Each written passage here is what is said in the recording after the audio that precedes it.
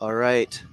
So I think we are live here at Chanhassen High School. Welcome to all of you Waconia, Edina, and maybe Chaska fans dialing in and listen to the live stream today.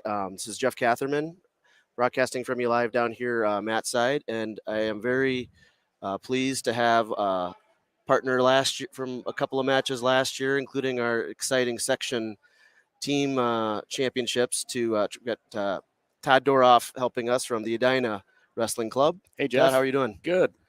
Thanks for having me. This was great. We did this last year when Edina and Waconia wrestled. I think was it even at Cooper maybe?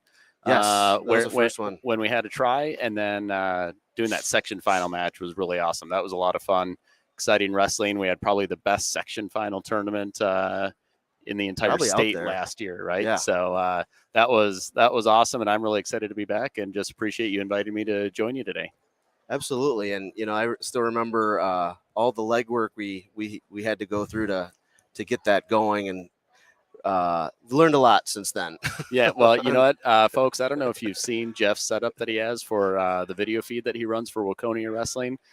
It is impressive. I think maybe if Jeff doesn't have a background in audio visual, he does now, because he's got a great setup here. And this is actually a really cool thing that you're doing, Jeff, and able to bring live wrestling to people that can't be here in person. So excited for it. I appreciate that compliment, and it's a labor of love. It borders on a little bit of an obsession sometimes. I'm sure if my wife would agree with that comment, but it's so much fun to just kind of just geek out on this kind of stuff. And we've come a long way from just live streaming on our iPad or our iPhone, which still worked great, but you can't have the picture-in-picture stuff and these requirements and these additional capabilities when we kind of keep adding. It's you dive in and it's fun to keep advancing and innovating, and I hope we can keep going too. For those that do want to learn more about how to do this stuff, I'm always willing to help, and it's a lot of fun. And this is a fun hobby for me, so Well, for sure. I think having honestly, the improvement of having that scoreboard of the individual match, it has the time right on there, running two cameras, to have that is a really big help. That's one thing that we've got a live stream that we run, but we don't have that functionality yet. And maybe we'll try to get it here for our upcoming duels here. We don't have our first home duel until in January. And so we'll do that. And Jeff, when you say it's a labor of love, I tell you what, one thing that wrestling families and wrestling parents and wrestling fans can relate to is, you just kind of stick with it, persevere, and that's what it takes. You do whatever it takes to make it happen. So I think this is awesome. I actually feel super official. We've got these cool headsets on that Jeff has wrapped up for us. So folks, this is a great setup. Yeah, and it's what's great about live streaming is we get to showcase this great sport of wrestling. That's why I think what drives a lot of my passion for it is to be able to, let's be honest, wrestling's a little bit of a niche sport. It's not going to be the number one sport kids usually think about when they are, maybe starting to get into athletics. And so any way that we can grow it, and live stream is just one of these great strategies for that. And that's just something that our club has really bought into. And I want to say thank you as well as always to our Waconia Wrestling Club, who is the main sponsor of this broadcast. Little shout up there in the upper right corner.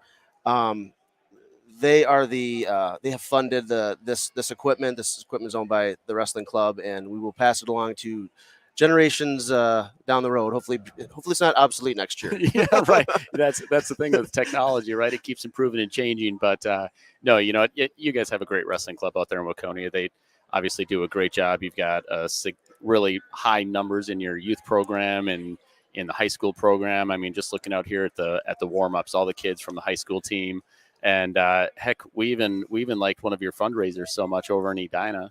We stole it, did it ourselves with the salt bag drive. So water softener salts, I think you guys do that as well, right? Yeah, Sell that for the community and get it out to everybody. And we've been doing that for a few years now. And I tell you what, it's a lot of work the day of the deliveries. I don't know if you remember how many bags of salt you guys have delivered. I'd have to go back and ask some of the parents or the booster club, but it's a significant number, and it's a great fundraiser. So you guys, we took that learned from you guys on that one as well. It's over 10,000 every year. I can't. John Hemsley is our salt guru. Shout out to John Hemsley, our club treasurer at Waconia Wrestling Club, and he's always been running that. So but it is a great fundraiser, and it's everybody needs salt. So that's right. Yeah, I mean, why not give the people something they need, right? And make Yeah. it a great service. It's good for the boys to get out in the community, and rather than just schlepping pizzas or something else or asking for donations, this is something real, meaningful, tangible. You can deliver it right to somebody's home where they want it. And I think it's a great idea. So Yep. yeah, I mean, love seeing and your guys' website, everything about Waconia Wrestling, honestly, is done really well. So you guys have a great program to emulate. Thank you. I really appreciate that, and we're excited to have a section duel here tonight. Some section opponents. So, Todd, I know you've probably done some research. What are some of the matchups our fans can look forward to tonight? Possibly. Yeah, I know that, I'm not going to be as familiar with the Chaska Chan and Waconia matchups as I am the Edina and Waconia or Chaska Chan matchups. But, Chaska Chan's got some good wrestlers at a number of different weights. I think they've got a really young, he might be a ninth grader that's around, I don't know if he's 220 or if he is 195. I mean, obviously, if he runs into the buzzsaw that we all know, go for recruit Max McAnally. That would certainly be a tough challenge. But they've got some good wrestlers. Yep. Here at Chaska Chan as well. They've got Steven Dragos. I think he's probably right around 120, 126. Jeff, I think one of your favorite Waconia wrestlers, your son Carter, maybe that's a potential matchup between Carter and Steven, one of their better wrestlers. So that would be fun to see if they do get to match up and wrestle against each other. Yep. Yeah, they've kind of started to develop a little bit of a rivalry since last year. So we'll see what happens if the matchups come to fruition that way. I think the upper rate Chan wrestler, I think, is probably Carson Turner.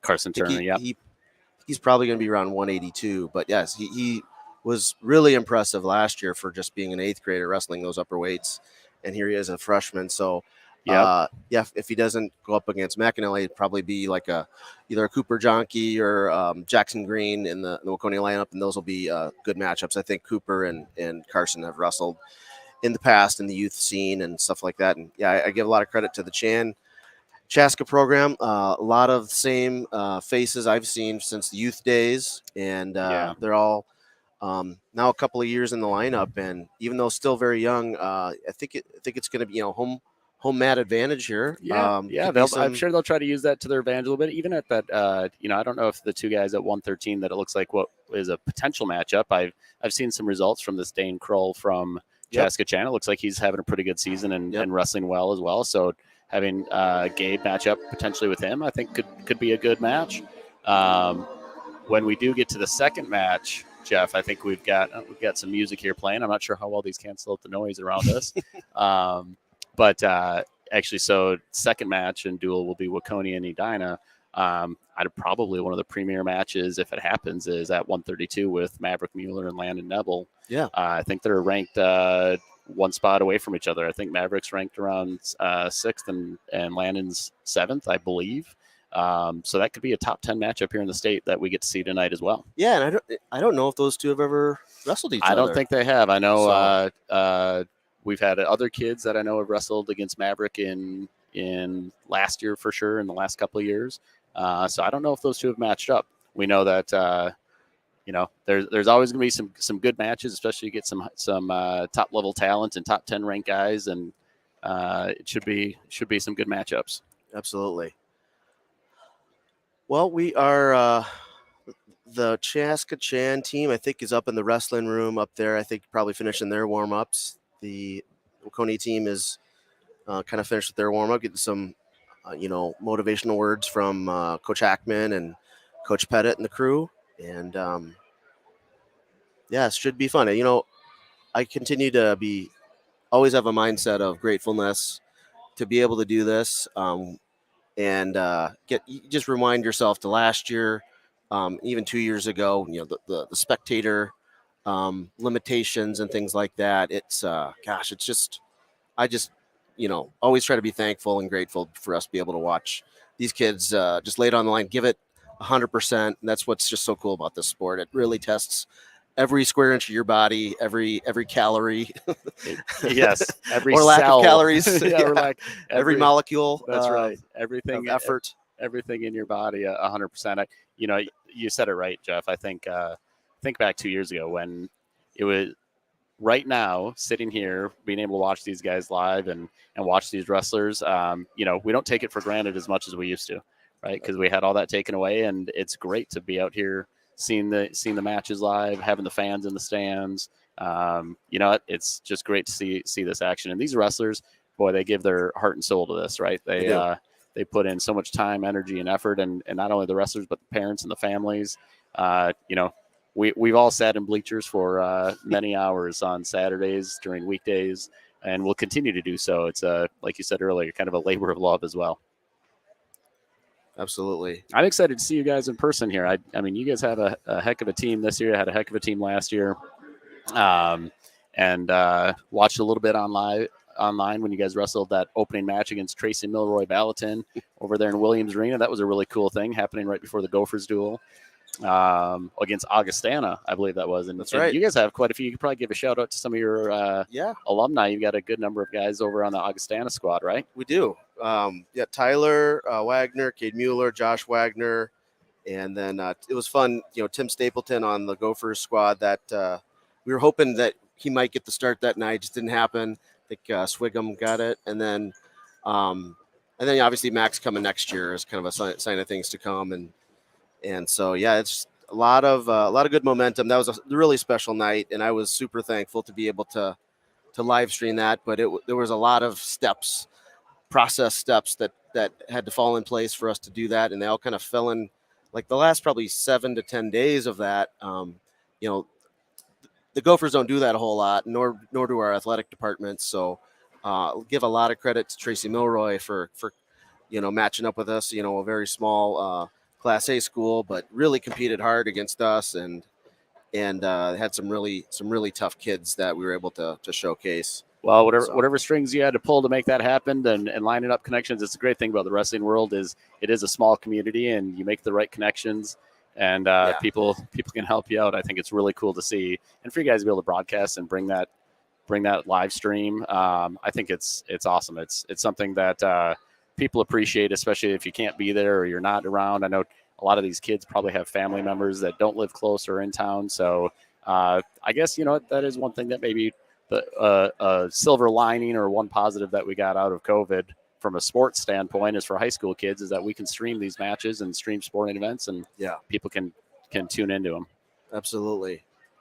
And, we probably have spoiled our fan base, or at least our parents, and that, everyone's taking a video. Now we can kind of even just go back and watch everybody and remember that. And it's great. Mom and dad don't have to sit there with their phones out videoing right now, because they've got Jeff Catherman here recording the whole thing, plus with some commentary, and they can go back and watch it after the fact if they want. And we're really, I think the core audience of our live stream is really also the extended family members and or extended friends and family, right? Yes. Maybe especially out of state or several hours away. It's a great way for us to do that. So again, theme of thankfulness and gratefulness, and we hope everyone enjoys it. We're also always willing to continue to hear feedback to make it better, and we'll keep it up. So, Jeff, do you have any family down in Iowa that are tuning in tonight? I think so. Yeah, we'll have a couple of my family's I'm originally from the Quad Cities on the Illinois side. So my brother lives in shout out to Andy Catherman out there. Andy and the family live out in Bettendorf, Iowa, and my parents live across the river in Rock Island right now. And then we have extended family that they share it too. And I'm sure the beat goes on and on as other teammates, team members on the team share it across their families. Tonight in Minnesota here, probably a lot more live stream audience than normal. We had we're probably into day 2 of like a 4-day storm of sleet and rain and wind gusts and just nastiness. And then soon it'll be below zero weather at some point, probably this month. But Yeah, We're hardy Minnesotans. We'll figure out, make sure we get to where we need to be. I know you guys have a trip down to Rochester coming up. You're probably leaving. Are you leaving Friday morning? Yes. For the it is now known as the Matt Boss Christmas Tournament, and actually just a quick plug. One of our parents, Jeremy Hips, is one of the owners of Matt Boss. So it's a local company started here in the Twin Cities. Is a wrestling tracking program. They do a great job, but Jeremy and his brother run that company, and they're the primary sponsor of the Christmas tournament. So I know Waconia is heading down there, one of the premier high school tournaments in the country, and excited to see how you guys and your team fares down there as well. I know you guys will have a lot of success. Yeah, it's gonna be a great tournament. I think that there's some tiers of teams that are gonna have probably be in that top 3 or 4 range, but I think from in that top 10 it could be a variety of teams. And what's great this year is Minnesota Christmas Tournament, you're going to get guaranteed 4 matches, so it's not going to be your double elimination, you're out. A little bit of a different bracketing system that will get everybody 4 matches, which I think is phenomenal, and you're really excited about it. Also, new venue will be the Mayo Civic Center instead of RTC. It's really going to be sad for me not to be, so sore on day 2, picking splinters out of my butt off of the big wooden bleachers there. You're like the new setup, you're going to feel like you're treated to luxury over there at the new venue. Yeah, we'll have to figure out where all the kids are across the different mats. The auditorium versus, but first world problems, I feel. So yeah, it's that'll be a great tournament down there. And like you said, they made that change to the format. Now last year they did do.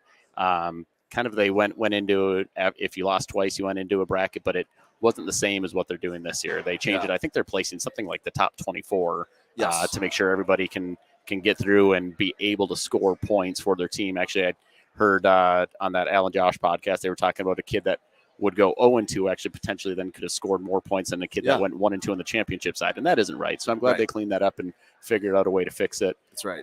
So that'll be really good for people tracking that tournament and going. And you think about the kids and the teams that go there. So they might have, 4 or 5 elite wrestlers that are really competing to place top 4, top 8 in that tournament. But then the other kids, if you go there and it's 0-2, and there's some teams that travel there from California, from all over around the country, you want all your kids to get more matches than 2. So it's a great thing that they did of getting them at least 4 matches. Well, I think we're getting close here, Jeff. I would think that they should get started in just a bit here. Yeah, did you get a program? I wonder if one of us should go and grab a program. I did not. You know what? I'll see if I can run over and try to grab a program from somebody. Awesome. So Chaska versus Waconia coming up soon. Go get your frosty beverage or dinner ready, and we'll be up live very soon.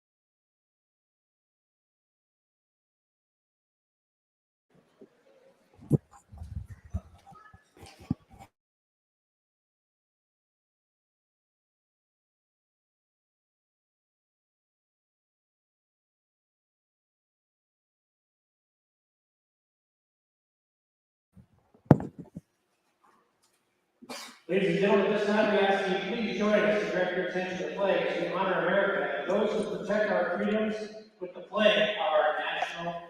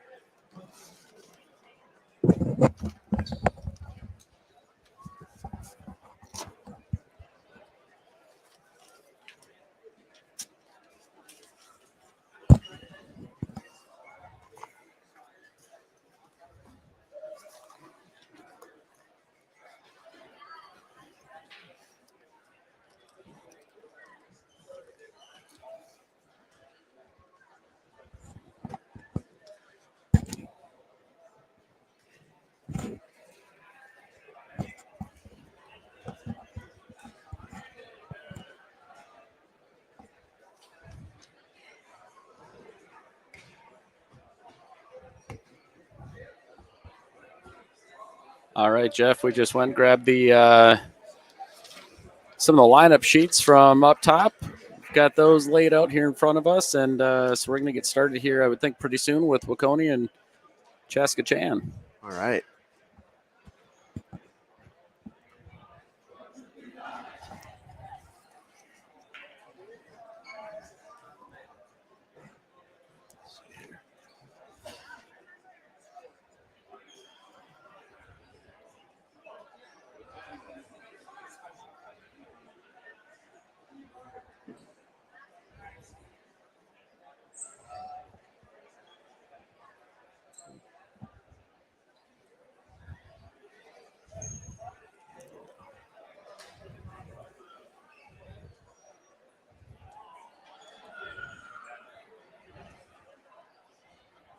I don't know what's going on with that. Yeah. And here we are on a Wednesday night. Typically, Yeah. don't have too many Wednesday night duels or tries that these days, but we've got this Wednesday night try here tonight, and it's been a pretty good start to the season. How have you guys started off here? Would you grade Waconia's start? Yeah, I would grade it probably an A minus. In that first, I think the first duel, it didn't really know what to expect. There were a lot of guys that were coming off of pretty laborious, football season, and so, but strong performance. Really, the next weekend at the STMA invite and the last two duels. This whole last week was just really like a huge jump from that first week from what I saw in terms of the level of wrestling. And it's so the kids had a tremendous week last week, beating Wilmer, BBE, and then also beating Hastings in a really close duel. That's a big win, and I give you guys a lot of credit to schedule that type of schedule and schedule those types of matches. You guys to go up against Hastings, one of the top 5 teams in the state, with you guys as well, and what a cool setup and way to go get some good competition right away. 100%. So we are starting off the duel here. We've got Ian Olson from Waconia versus Jaden Newsinger from Chaska. Hey Jeff, how's your lineup? How have you guys kind of spread out from last year? I mean, kids grow. We know sometimes kids can go through some really big growth spurts, but you always want to see those kids spread out through the lineup. Do you feel like it's settled in nicely for the Wildcats? This is a very well spaced lineup. There's really not anybody required to bump up, and then the kids have been we have a lot of options and flexibility, especially in it. We have a lot of, the number twos at each weight are very experienced and hard workers and great attitudes, willing to step in here. Ian has had a great start to his varsity career. Obviously a little bit undersized here, but has been battling every single match. And, he's going to continue to grow and get better as the year progresses. And he has the edge, telling him he has the edge a lot of these other guys don't, and that he doesn't have to worry about weight. He's going to have energy in that third period. And those that have watched Ian since youth, he's 100% effort every single second on the mat. So Newsinger with a first takedown and also with the escape, so making it 2-1. You can see the scoreboard there on the right side. Newsinger with him. Had a nice shot there, a good double, and was able to finish that double. He goes up 4-1 right now, 15 seconds left here, period number 1. And Newsinger, a 7th grader, came up through their youth program, I know, and strong kid.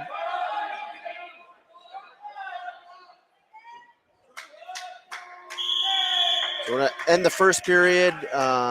Newsinger leading Olson 4-1 here.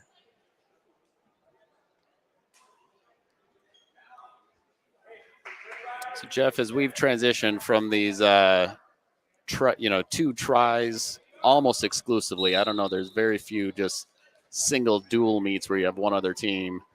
What are your thoughts on that? You miss the single duels where you kind of get the whole crowd, one team against another, and that's it for the night, or do you like these tries where you can get kids 2 matches? I like tries. I think it gets the kids more matches, especially we have now so many kids on the team here. I think we have over 60, almost 70, and we want to keep developing it. We want them to keep having fun, and being able to wrestle a bunch of different kids or having a possibility that really helps from just a team dynamic, and just getting the parents involved as well. I'm sure the parents appreciate it more.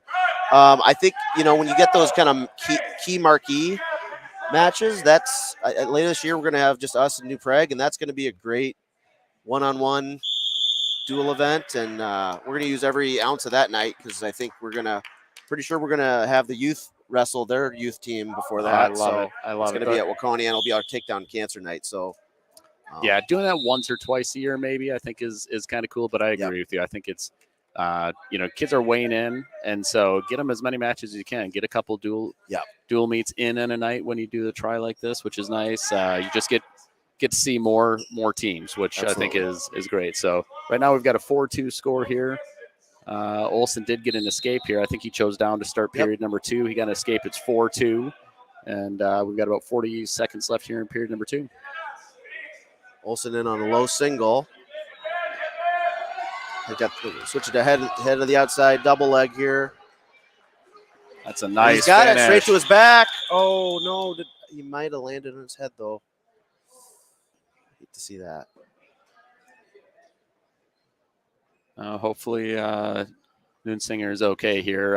Olson actually with a really nice low single shot and came up and finished. You could actually see his confidence was growing. Let's hope Newsinger is okay out here right now.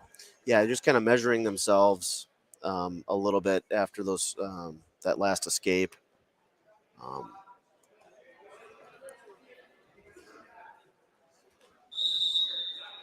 And there wasn't anything illegal. I didn't. Oh, looks like they are calling. Are they calling? I didn't think that he had. Did they call a slam?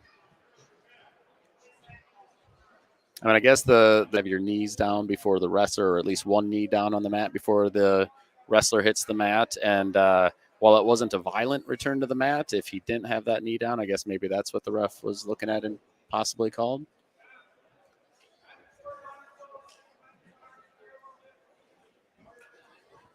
I think they. I don't know if they've started this will be, now there's injury time, but then there's a special clock for concussion. Is it protocol. considered a head or neck injury that they have Correct. special protocol? Yeah. Is that 5 minutes? I think that's right. Okay. Yeah. Maybe we'll have to get a rules official in here too, Jeff. We could call, call a rules official in if we need to. But And I think it doesn't count into your regular injury time, I believe, because they want to give more time to make sure you're definitely cognitively okay. And the trainer definitely needs time to give an assessment, a thorough assessment, make sure that the wrestler's okay. You don't want to put them at risk or put them at danger. Now is certainly the time to make sure that they're okay and that they can get ready to go and back out there. Jeff, are you looking forward to any premier matchups here tonight between either of the duels that you guys have against Chaska Chan here or against Edina? Yeah, I'm looking forward to. I know the Gillette brothers always bring a lot of effort there. It looks like, I don't know exactly where they weighed in at. They're listed on the line on the program at 152 and 160. And this next match, we might probably see Waconia versus Dane Kroll. That's those two have gone at it over the last couple of years. Even going back to JV, I think we were the JV wrestlers 2 years ago. We were probably in the low 90s in terms of weight. Now, established wrestlers in the varsity lineup. I think Kroll was a place winner at the ninth grade state tournament. I don't think he was at the same weight class as with Shorik. Shorik also, I think he was a fourth place at that same tournament. So that'd be a good matchup. Good to see those wrestlers again, right? I mean, especially they probably know each other's tendencies. They wrestled each other coming up, so they know what the other is really good at. So then it's just finding certain moves or things that maybe you wouldn't have normally done to try to score those extra points. Yeah. Also looking forward to seeing the Chaska Chan heavyweight Derek. He's I think he knocked off Falk at the section individual tournament last year, if I remember right. Don't know. I think that might have been the first round. And remember him dating back to youth as well. And Jeff, you guys bring for Waconia wrestling 7 through 12 is all in the high school level together. Is that right? Yes. Yep. We don't have a true middle school program. The 7th and 8th graders are in the same, getting the same technique and instruction as the 12th graders.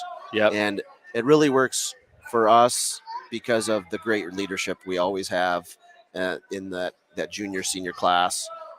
And the youngsters can really follow suit and see what the standard is.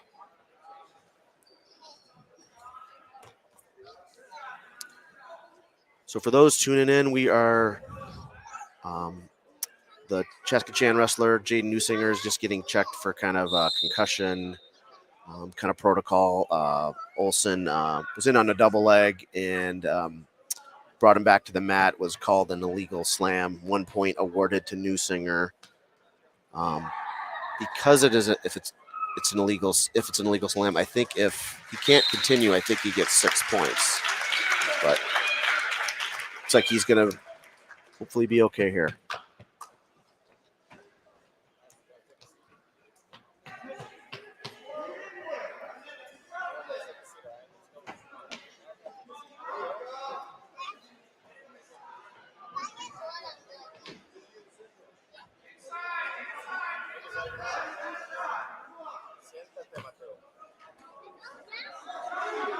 You can see the trainer talking to the coaches, talking to the referee right now.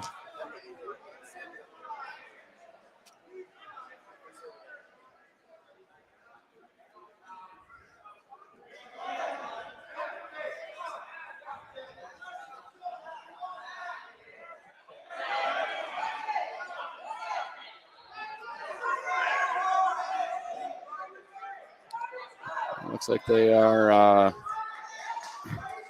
Yeah, so that's that because Olsen had an illegal slam there, and Newsinger could not continue.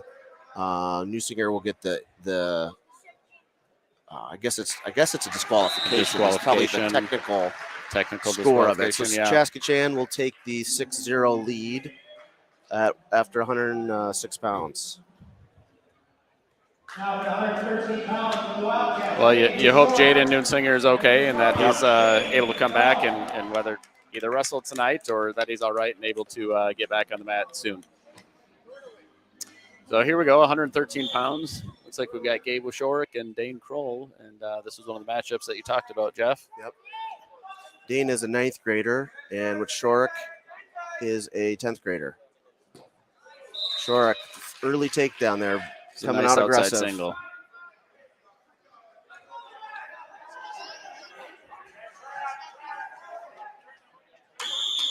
Kroll with the did not get a loss of control there.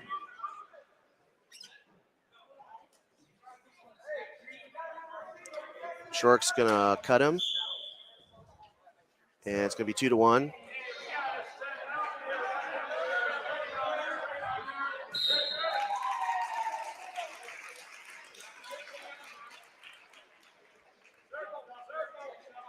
Kroll is still working on that single that he had. Gabe's doing a nice job of keeping some hip pressure in. It's like stalemate. They're going to go back to neutral. 2-1 score right now.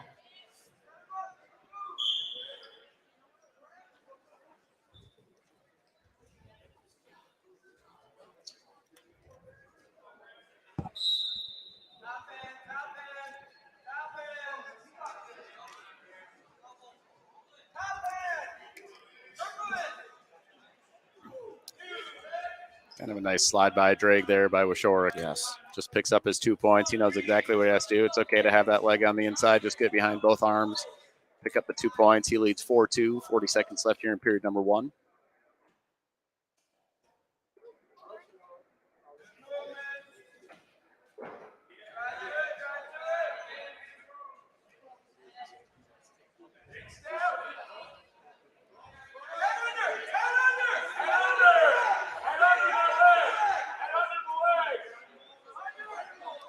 $19 seconds left, first period.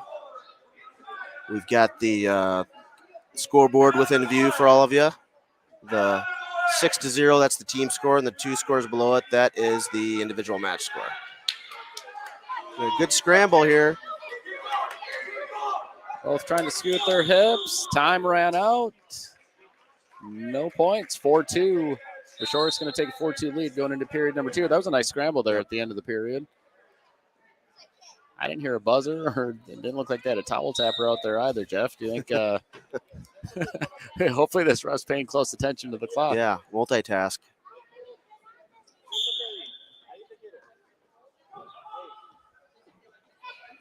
So Washorek chose down to start period number 2.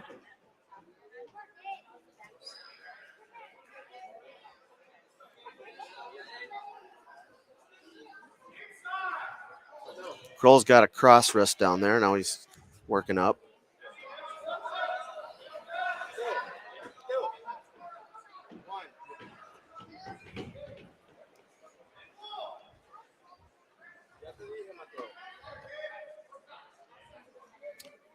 Three Section 6 teams here tonight, too. So it's, important for section seedings, these matches. These kids definitely want to go out and yeah, wins. All conference kind of stuff as well, maybe, for those that look for that.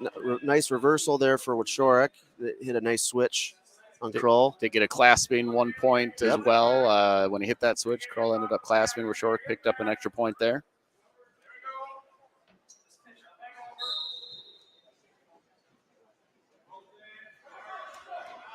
Washorek got, he did have both legs in. Now he's got the single leg ride. Potentially dangerous there on the half Nelson. Washorek really had that in deep and pulled the legs out, was starting to work over to sink that half, and the ref just called that shoulder was coming up too high on Kroll and called potentially dangerous. Jeff, in your household, do you guys watch a lot of college wrestling as Yep. well? Yeah, we usually, I really love YouTube TV. People know I'm kind of a shill for Google products, but yeah, and set the DVR to record any college or any All the wrestling. Big Ten, all the Big Ten matches, right? Busy life's like, oh, there's Oregon State versus Penn State. Like, oh yeah, yep, yeah, I do. We do enjoy watching college wrestling. Even my wife, God bless her, she tolerates our love of wrestling. We had a lot of World Cup on lately though. Yes. Once every 4 years. For those, hopefully I'm not a spoiler alert. Spoiler alert, fast forward here 5 seconds. We got going to have France and Argentina, the final on Sunday. So that game did France just played today, right? Yeah. I had been following it close. I didn't turn it on the last 2 days, but I know was it Messi? Everybody's wanting to see if he can get his World Cup title with Argentina. Yep. And yeah, the France squad is out without probably two of their best players, and they're still, quite dominant. And obviously, I think they have one of the best goalkeepers in the world. So, slight tangent there on soccer. We're back to wrestling here.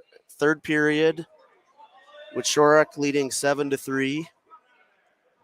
Strong ride right now. Good breakdown. Puts the leg in.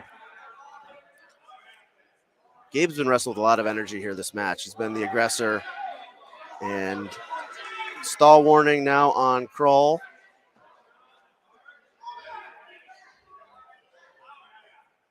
I think the ref heard you, Jeff. He was saying, Gabe's the aggressor right now and called the stall warning, but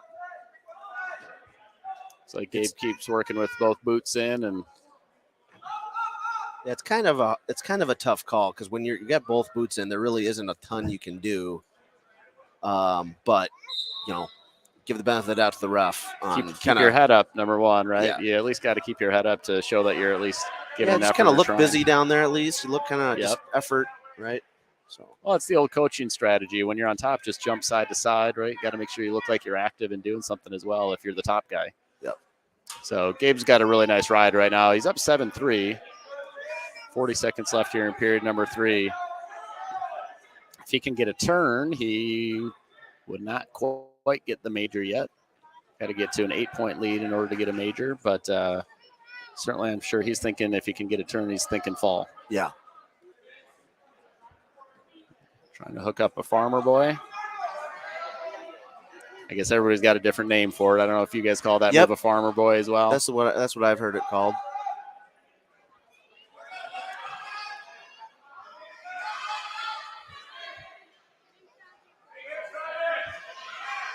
Late reversal there for Kroll, making it 5-7. Credit to Kroll for wrestling there at the end of that period, but Shorak, built his lead, and that's why you build your lead. Some things can happen end of periods there, and never stop scoring. Keep scoring, right? That was a close match, 7-5. Yep. Good match between those two wrestlers, and coming up to 120 pounds now.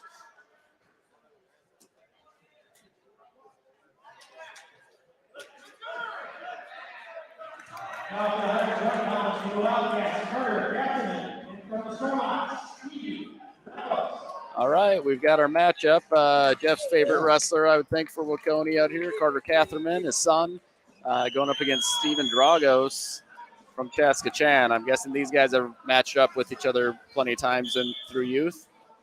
They didn't wrestle a lot in youth. They wrestled sometimes at No Nonsense, but they were usually just different weight classes, different grades.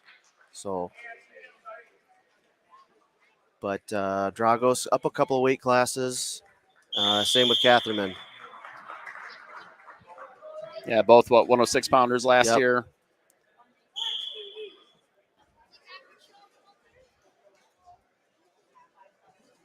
Slide by there for Catherman.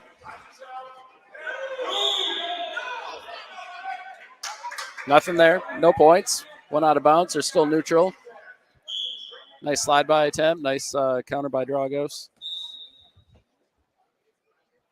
From what I've seen from the results, Jeff, it looks like Carter's had a real nice start to the season. Dragos then in there on a counter there. The Catherine's 2 lost in the season to Mills from STMA and bumped up last week or this last weekend against Aho from Forest Lake. Yep. Carter was working on a slide by there, and then Dragos did counter that. Gets the first takedown of this match about a minute into period number 1. He leads 2-0.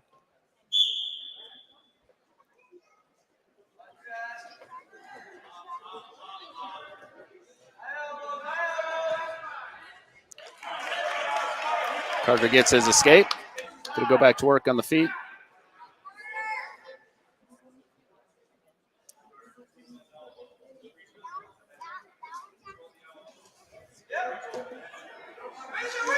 Nice counter by Carter on Dragos' shot. He picks up the 2-point takedown. Takes the lead now, 3-2. Like to see that ride. Goes right to the leg and gets the inside wrist. Last year in the 2 matches they wrestled, Dragos really struggled on bottom against Catherine here. See how this matchup in this position turns out. Looks like Carter's got at least one leg in. I can't see if he's got both or. Good action of these guys coming right at you live into the camera.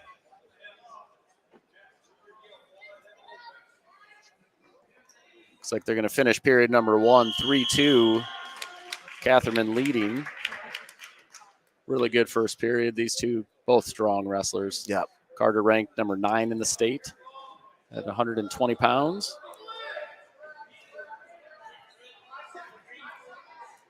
I don't think Dragos is ranked, but I'm pretty sure he's undefeated so far this year.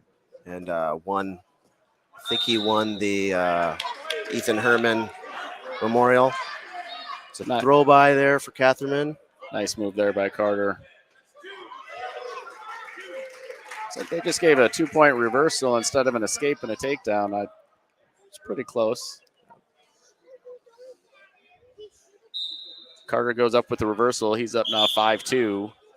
They go out of bounds. They're just 30 seconds in here to period number 2. I think that's what your head coach is asking about, an escape. There was separation. I would have called that an escape and then a takedown. I always give the benefit of the doubt to the refs. We're at a shortage of refs. I'm not going to be too critical. 100%. Hey, I'm with you. I agree. I'll try. Yep. I shouldn't be too critical of them, yep. But no, I agree with you. And things happen so quick out there. Let's see. So minute 10 left here in the second period. Carter doing a nice job on that near wrist ride, just rolling the wrist, hooking that ankle. Would expect him to get him broken down, maybe get a leg in here. You know, when you have the level of competition that you guys schedule and that Carter has seen this year already, that only makes wrestlers better. Yep. Going up against some of the top kids in the state. Waconia we've got to have one of the toughest schedules in the whole state this year. I think we're at least going to see almost everybody in that top 10 from a dual perspective or on the open tournament scene.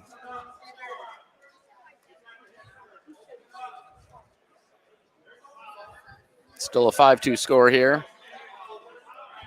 Catherine working from the top position, trying to get something to open up.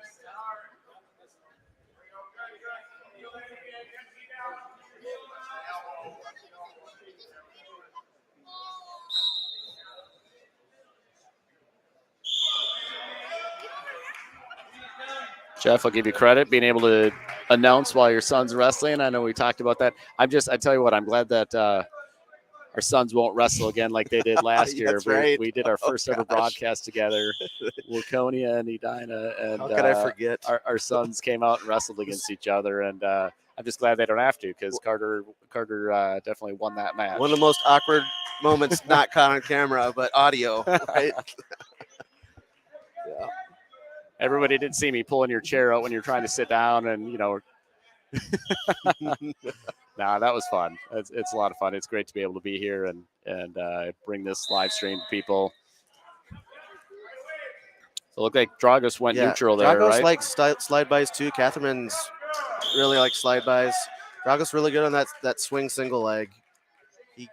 uses his length well, and kind of an angle there, but nice reaction by Catherman. Catherine's very, he's kind of become a little bit more of a counter wrestler, re-attack kind of wrestler, but has also an array of attacks too. There's that slide by again. But he was, Catherine's kind of anticipating it now. Yeah, he's prepared for it. He's ready for it, and just fundamentally sound. Does not get out of position. If he's attacking and trying to go, you can just see both these wrestlers are good. And Dragos has definitely a little bit of length advantage, but Carter just has some of that power that you can see right Catherman, here. Oh, he had kind of a whip over, and Dragos got out of it somehow.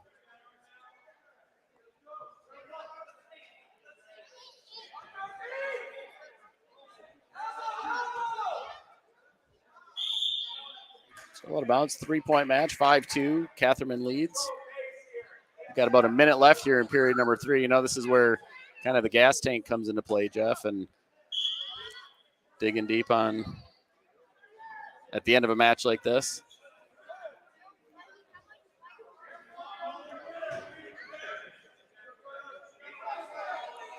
Catherman just holding center here. I think he's confident in his defense, re-attack game.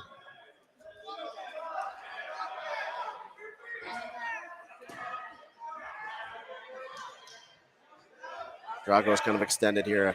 Catherine's going to get to go behind. Secures the takedown, takes a 7-2 lead, 30 seconds left in period number 3. From what we've seen so far on top, Carter does a nice job.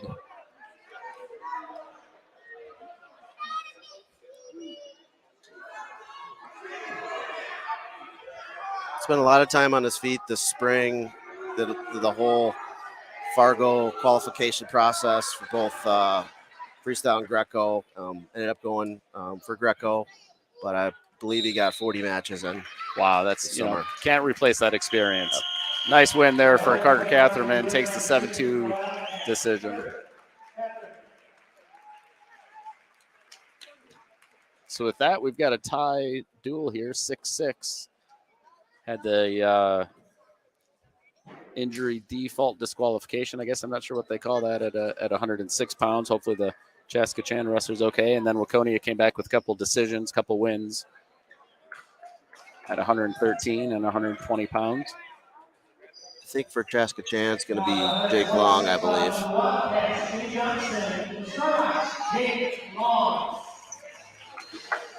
Jake Long here for Chaska Chan. And Jimmy Johnson here for Waconia.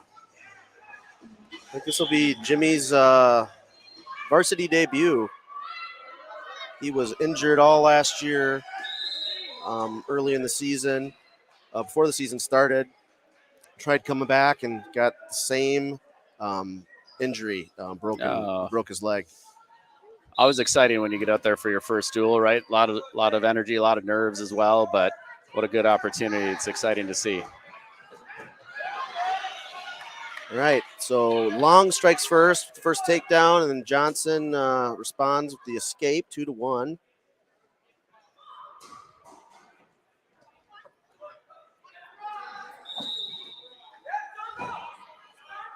Long with another single leg here. These Chaska guys really, I know dating back to their youth program, really focus on a lot of single leg attacks. But Nice Johnson, front headlock, go behind. Taking the lead 3-2. I think Long's bumping up here a bit. I think he's wrestled a combination of 113 and 120. This might be his first time up here at 26. Johnson looking for a tilt there. Close to getting some near fall. Ref didn't call any there. Johnson leads 3-2 right now. And I just looked over at the score clock, Jeff, and then it was frozen, and now it's completely off. Those of you at home can see just completely went blank over there right now. There's about 39 seconds is what was on the clock, but it wasn't moving as these guys continued wrestling. See if they can get a connection plugged back in over there, Jeff. Yeah, I'm glad I don't have to deal with that. It's tough being the the roadie and the IT production crew, and they got it back. It's probably just bad Something connection. came unplugged. Somebody was Yeah. walking by the head table, probably kicked it over, unplugged it. I always freak out at tournaments when you see that happen to the track wrestling clocks. So if those go out, then you're really in trouble. Johnson leading by 1 point right now, 30 seconds. He's up 3-2. Exchange a couple of takedowns, and Johnson got an escape. Got a solid ride here. He's got that ankle hooked.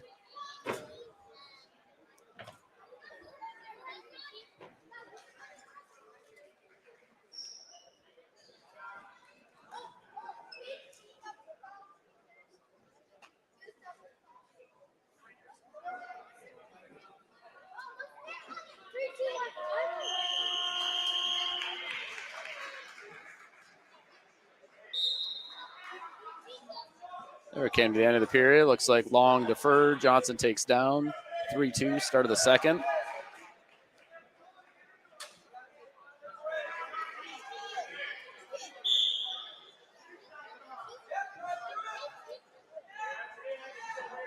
Jeff, when you guys were over at the Williams Arena, did you then also stream the Gopher Duel, or was it No. just the Waconia? just the BTN Plus did the Gopher Duel. So yeah, that would have been like, dream of a lifetime here. But I don't think it'd be a significant step backwards. They could have put you on versus the all mic the- and on the call. The different angles and the overlays and we've upgraded our capabilities here, but we definitely try to keep it simple to be able to operate solo. Good scramble there in the edge, but no score.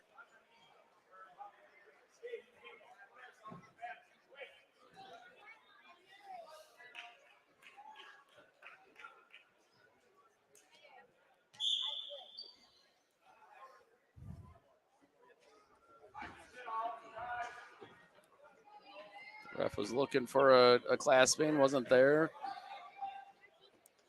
Johnson did a nice job getting up to his feet. Long countered by dropping down to his legs and getting him back down to the mat.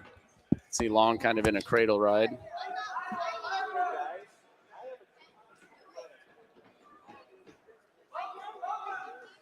Just under a minute here to go in period number 2, halfway through the match.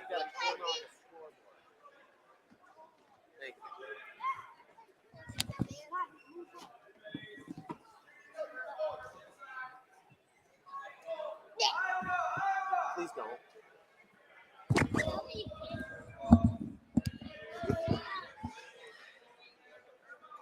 All right, Jeff. Jeff was handling some disturbances and people getting in the way of the camera there of the score clock. Hopefully we're good there. Looks like they're going to call stalling. I believe that would be on Long. Stall warning on Long. 23 seconds left here in period 2. There's the escape there for Johnson, making it 4-2.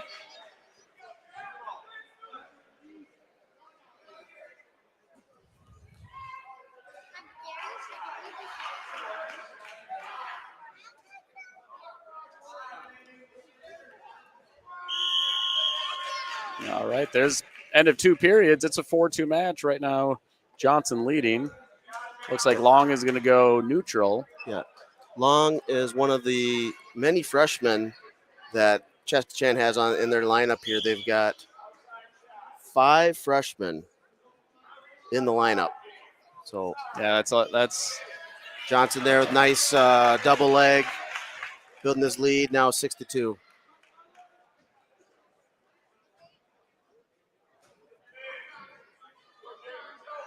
and I don't see a single senior in the Chaska No. lineup at all. So they've got a lot of Yeah, this whole lot of squad youth. will be back.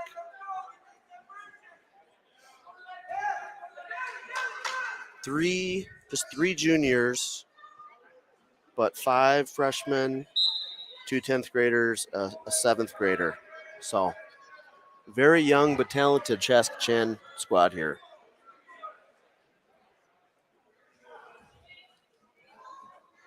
Johnson doing a nice job on the ride right here, leading 6-2. Got the early takedown in period number 3. Minute left in the match.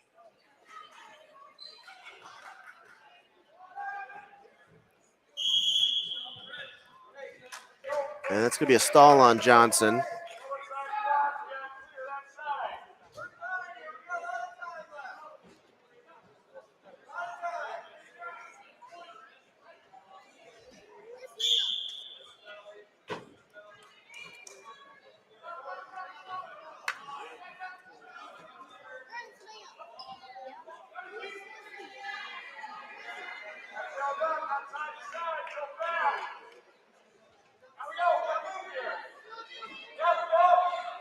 .30 seconds left.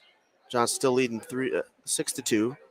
Overall, the last 3 matches have been all, to this point, decisions. And if this one stays like this, you have 3 decisions in a row for Waconia to take the lead in the duel.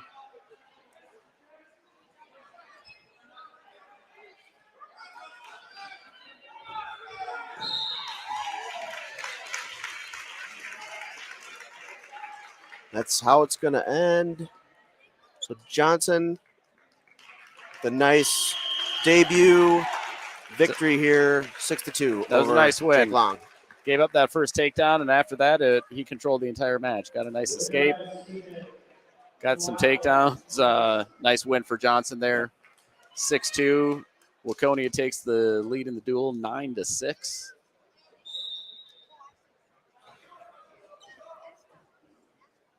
Looks like we've got, is that Maverick Mueller coming out here at 132 pounds? Yep.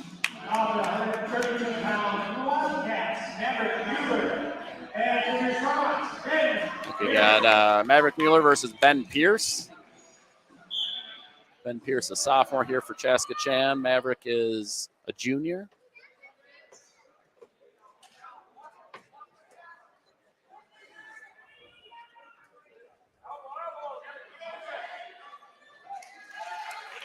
Mueller with the early takedown. He's going to look to go to cradle right away. This looks pretty tight, Todd. Yeah, he locked that up pretty quick, rolled through. He's got that knee in the side. He's got to get the shoulders at the right angle. Yep. Get him flush. But nice job by Pierce fighting off. But 5-0 lead now for Mueller. Going to a Turk.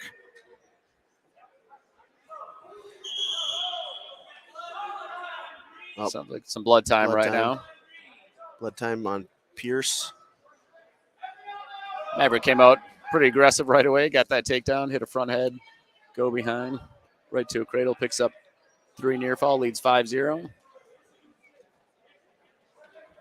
Well, Jeff, you're going to see some awfully good wrestling down in Rochester this weekend. We talked about it a little bit earlier in the broadcast, but going down to the Christmas tournament, I mean, a lot of those brackets and those weights are going to be as tough or tougher than state tournament brackets because you've got AA, single A. Actually, there aren't any single A teams this year. I think it's one of the first times they haven't had a single A, but all the top AAA teams or a lot of the top AAA teams, top AA teams, and then you got teams from Wisconsin and South Dakota, I know, that are there as well. Yeah, it's a great tournament. You know, I watched a little bit this last weekend out in Ohio. They had the Walsh Ironman tournament, and that's I don't know if Christmas tournament's on that level because you've got teams from, I mean, you've got probably 60 teams there, right? And from all over the country, prep schools. So I wouldn't say it's that level, but it's got to be one of the top tournaments here in the Midwest. In the Midwest for sure. And among the best of the best in Minnesota. And yeah,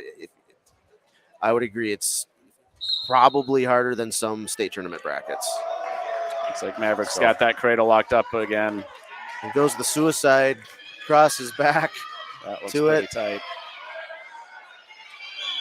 And elevates those hips for the fall. Nice adjustment there. Pierce, tough wrestler. Good fight there. Mueller's cradle too much. Picks up the fall, and Waconia goes up 15-6 after 132 pounds.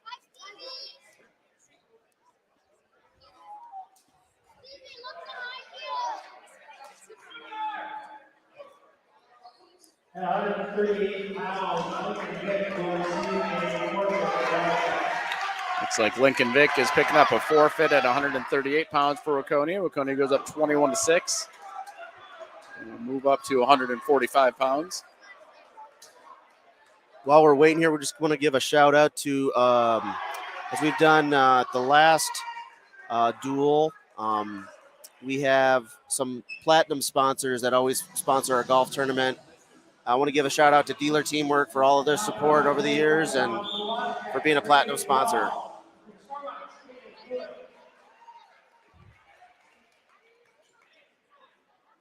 I didn't catch the names on that one, Jeff. Did you hear?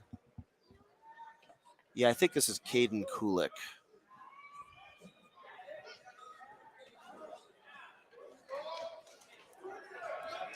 Who do we have out here for Waconia? This is Brady Dwinell. Brady, yep. In on, he's got Kulik on his back.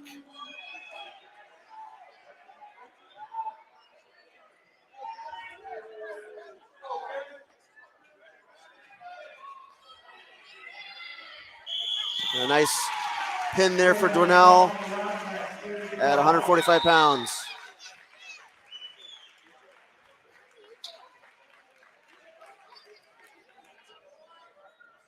Waconia goes up in the duel, 27-6 after 145. We're going to go to 152 pounds.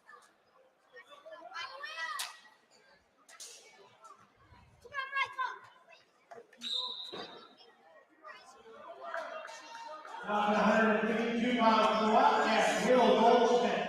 And for the Stormhawks, Michael Gillette. This has the potential to be a good match. Yeah. Jeff, we got Michael Gillette coming out for Chaska Chan, really strong wrestler. Will Goldschmidt for Waconia. You guys have wrestled before over the years.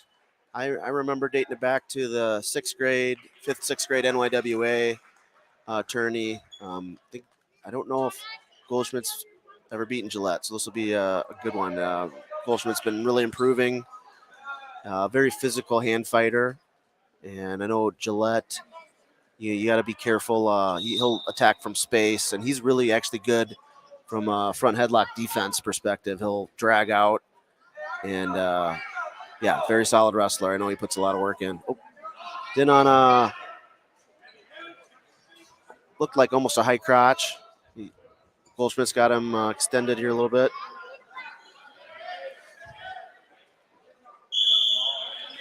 Stalemate. Going back to their feet. Still 0-0 right now. Looks like Goldschmidt a sophomore, Gillette a freshman. We'll see. Is that Michael's older brother, Russell, Yes. at the next weight up at 160? That's right. Goldschmidt with a quarter Nelson, defending that single leg. Thinks about a re-attack and kind of give it like a little bit of a half shot.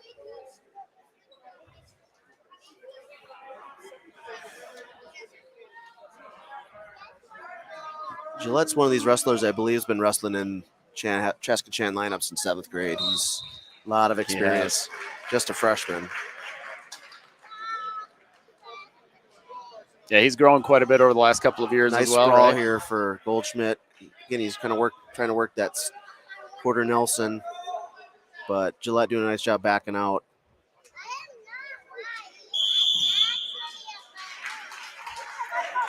Shoots him off mat. Maybe you'll see the ref when they go off the mat.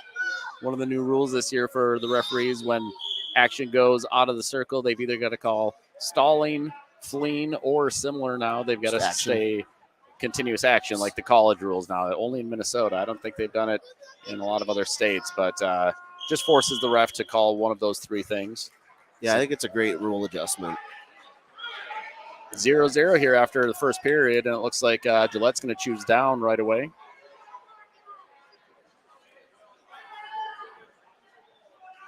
You know, these are the matches, and close matchup like this, important for section seeding as well, even though we're only sitting in December here. Still have a lot of time in the season, but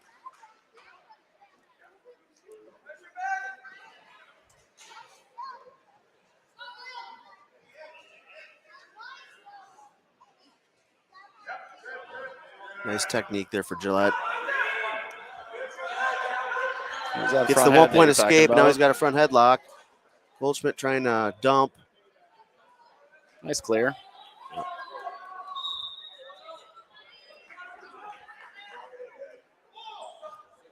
Goldschmidt, one of the several sophomores in the Waconia lineup here.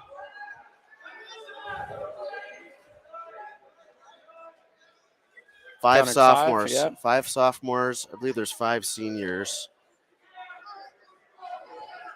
Yep. Yep, 5 And a seniors, couple 5 of sophomores, juniors. couple juniors. And a couple of freshmen. And no shortage of guys behind them in the JV wrestler column or the extras as well. So it looks like Gillette did pick up a takedown there. He goes up 3-0 right now.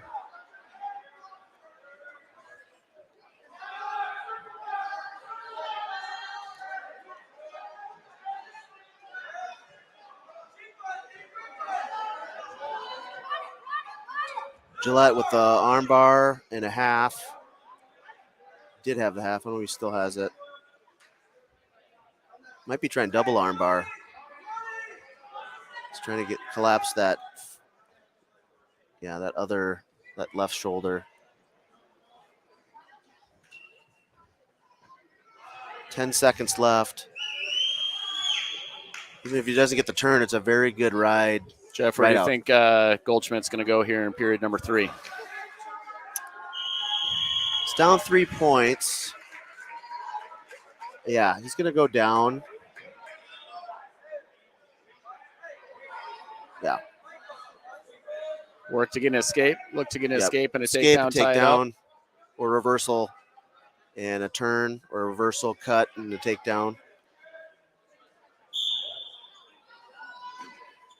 To his feet. Nice first move there for Goldschmidt. Importance of being quick off the whistle, Jeff, and being ready right off that whistle. That you got to have a first move, and that was great execution by Goldschmidt there.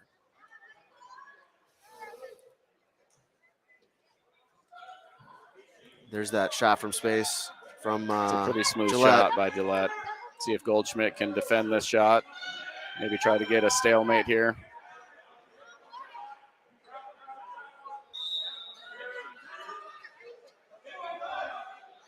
Reaching for that far ankle. Let's pick Good up persistence there for Gillette. Building his lead to 5-1 now.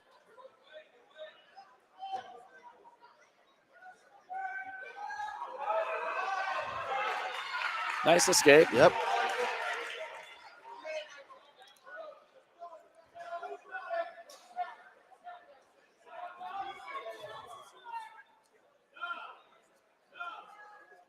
It was a good shot from space. Goldschmidt did a really nice job of getting his hips back and countering that.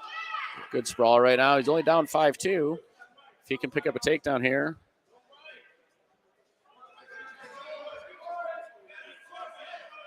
Pull the match within 1 if he picks up 2. Gillette just has those long arms that he's able to reach all the way through.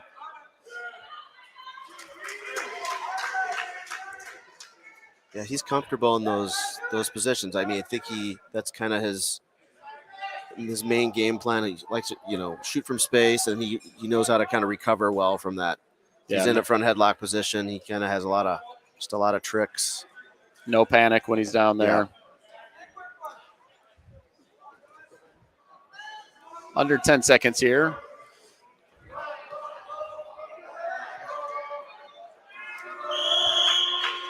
Well, so Chaska Chan's going to pick up a decision, 7-2. They're going to score 3 more team points, and Waconia is leading now 27-9.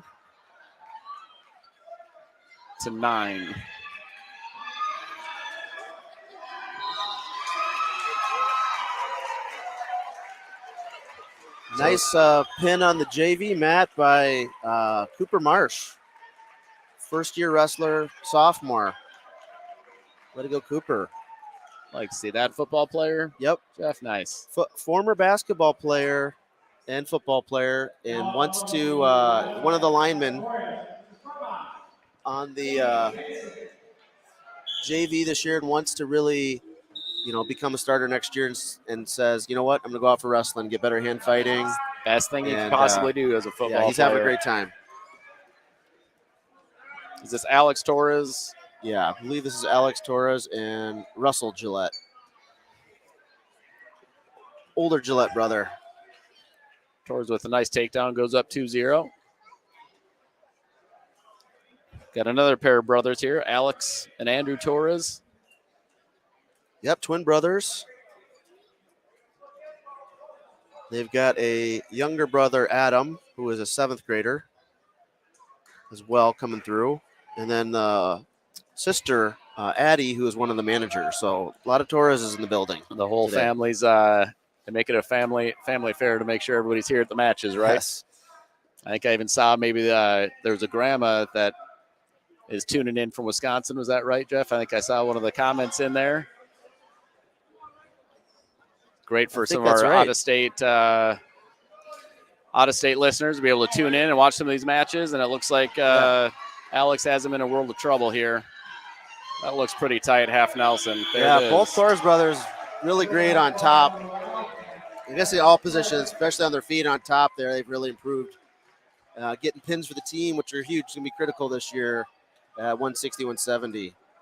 But great pin there for Alex, getting the job done for the team. Waconia goes up 33-9, headed into 170 pounds. Looks like we'll see the other Torres, Alex's twin brother, Andrew, coming out here. Looks like we've got Callan Kroll. Yep. Little Fergie walkout song. I like it. Guessing that's probably got to be in relation to the 113-pounder that we saw earlier as well. Yep, older brother by a year. Know the Kroll family from Cologne Academy. Our boys went to Cologne Academy for many years along with the Krolls, and great kids, great family, great wrestlers.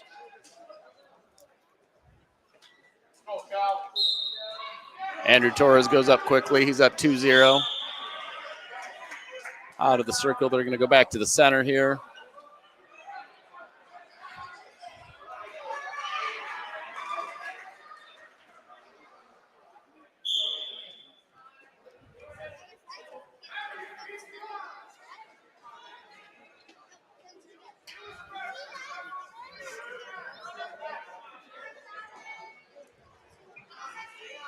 Torres picking up some near fall here. Got the reinforced armbar tilt.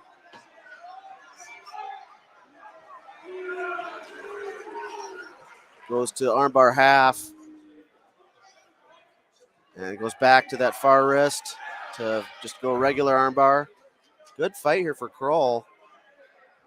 But 3 back points there for Torres.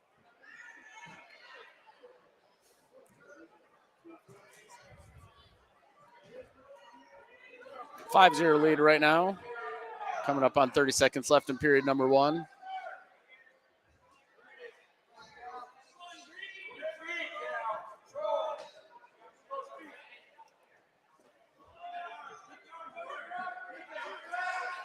Another 2 for Torres, and then right from the feet to the back, picking up.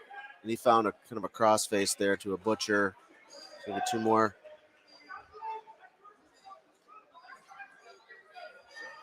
So, Jeff, we haven't talked about it yet, but our section sure got a lot more interesting this season with team in Eden Prairie had a number of new wrestlers on their squad that we're going to see, and they had an impressive opening week when they went up and also beat Hastings by 1 point, and I know you guys beat Hastings by 4 points. So between Waconia, Eden Prairie, and Shakopee, defending section champion, I think we're going to see a heck of a section tournament, both individually and for the team section.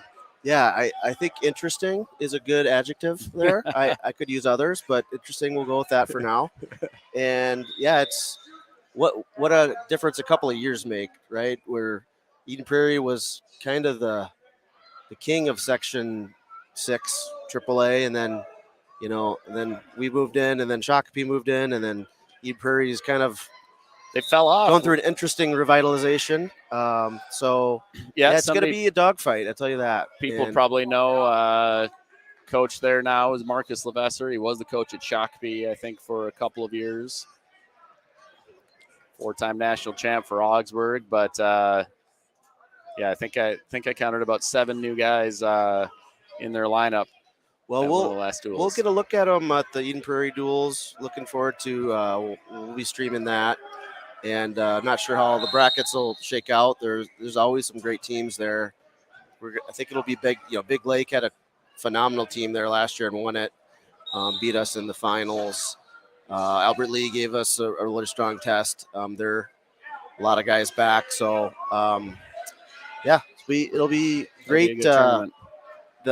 I would say Waconia will be ready for anybody this year. These kids are working their tails off and having a lot of fun while doing it.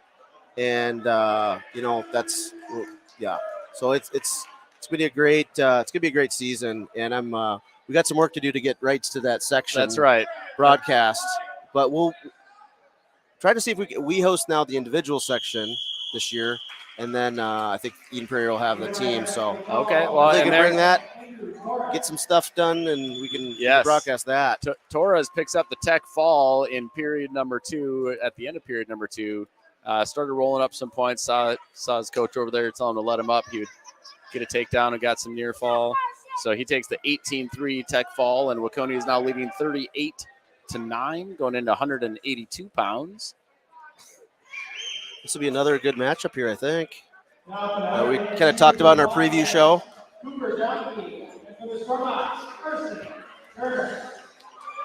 Yeah, this Carson Turner for Chaska Chan is just a 9th grader, big 9th grade, 182 pounds, real athletic. I was impressed with him. I didn't see a whole lot of him until the section tournament last year. I was really impressed. Oh, a big overhook throw for Jonky to start the match 2-0. Wow. Just as I say, I'm impressed. Your guy comes out, just throws him right to his back and gets a quick takedown. I've not seen a throw from Cooper this year. He was saving it for this one. Impressive move right there by Cooper to come out. Cooper just a sophomore as well, so we've got a 9th and 10th grader here at 182 pounds. These are they'll be seeing each other, you'd guess, in the upcoming years as well. So. Yep.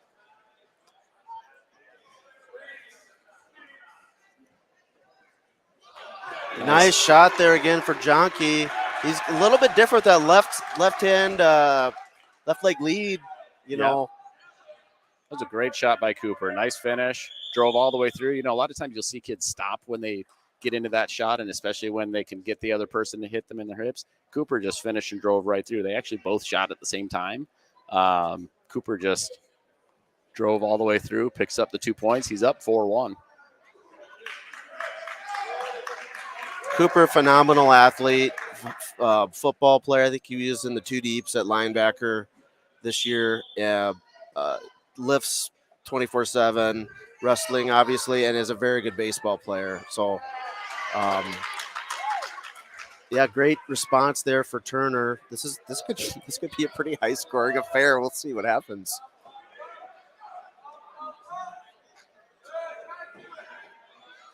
Turner gave, I believe I have my, if I look through the box scores, I think he gave Marco Christensen a really close battle at was it this tournament that was at here? They just had you said it before, the name, the Herman. Yeah, Ethan Herman Memorial. Yep, I think he did, yes. We know Marco's a tough wrestler over at Minnetonka as well, so, yeah. A lot of excitement in this match already. We're only a minute 30 in. It's a 4-3 score right now. Jonky leading the match, picking up 2 takedowns. Yeah, it's still first period. It feels, These are the fun matches. A lot of excitement, a lot of scoring. Jonky, he got into that whip over position. Turner tries for a trip. Picks up escape, goes right to a single. See if he can finish this. 10 seconds left. Well, finishing this on top would be huge, but I don't know if it's going to happen. Turner, good defense. Nice job. Here. If he can get that ankle right forward. That's actually right there. The time is out. And did he give him 2? I don't think that he did. It's going to be 5-3. Jonky takes the lead into period number 2. That was an exciting first period for these guys. Like Turner chose down. This would be a phenomenal Greco matchup. So Cooper, you got to go out for Greco. You too, Carson. You double up on baseball and Greco. No. Oh, nice roll through Granby for Turner. Wow, these guys have some skill at this weight class.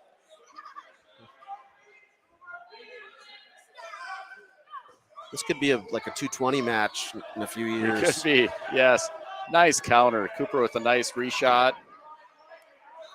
Got this single. See if he can pull this up. Just to swim his arm out to cover those hips.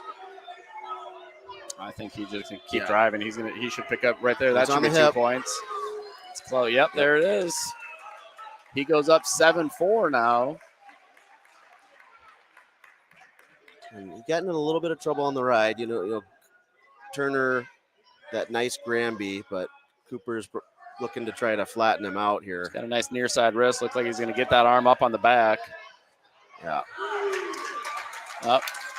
Turner does get the reversal. 7-6. Turner was just waiting there to do a switch or a Granby or the position, but looks like he's gonna wanted to cut. So he's going for a power half with that leg in.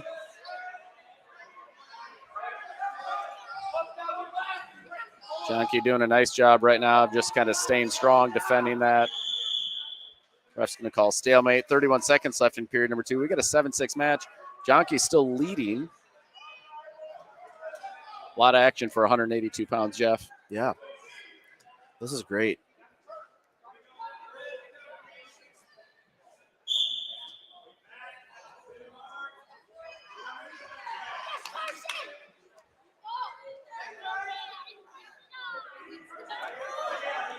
Turner trying to sink that power half and look for some near fall. Jonke doing a nice job of defending it, holding on to a leg right now. Another stalemate. They've got 13 seconds. Here's that move off the whistle, Jeff. Yep. I have a feeling what move Cooper's going to do. I'm not going to say it right now because we're right by the Chaska bench. Oh, Granby. That wasn't the one I was thinking of, but There's 4 seconds left, short time. Scramble right now, and that's time. That should be. Time is out. Okay, loss They're of going to give control. loss of control. That's 1 point. Chaska coach is not happy, but that definitely looked like some loss of control. Ref did a nice job of staying on top of that. I think they could use a towel tapper out here, Jeff. That's two periods in a row that the period was out, and no fault to the ref. He doesn't have like the buzzer, the watch buzzer. Yeah, I guess not. So 8-6, Jonke leads right now. I'll have just 10 coaches in his ear telling him the time's out. Just end of the spirit here.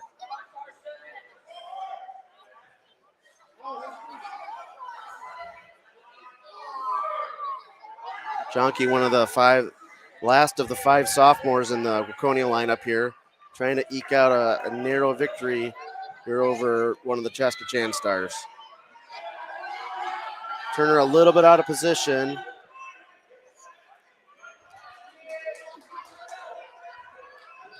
Yeah, Turner looks like he was high there. Settles back.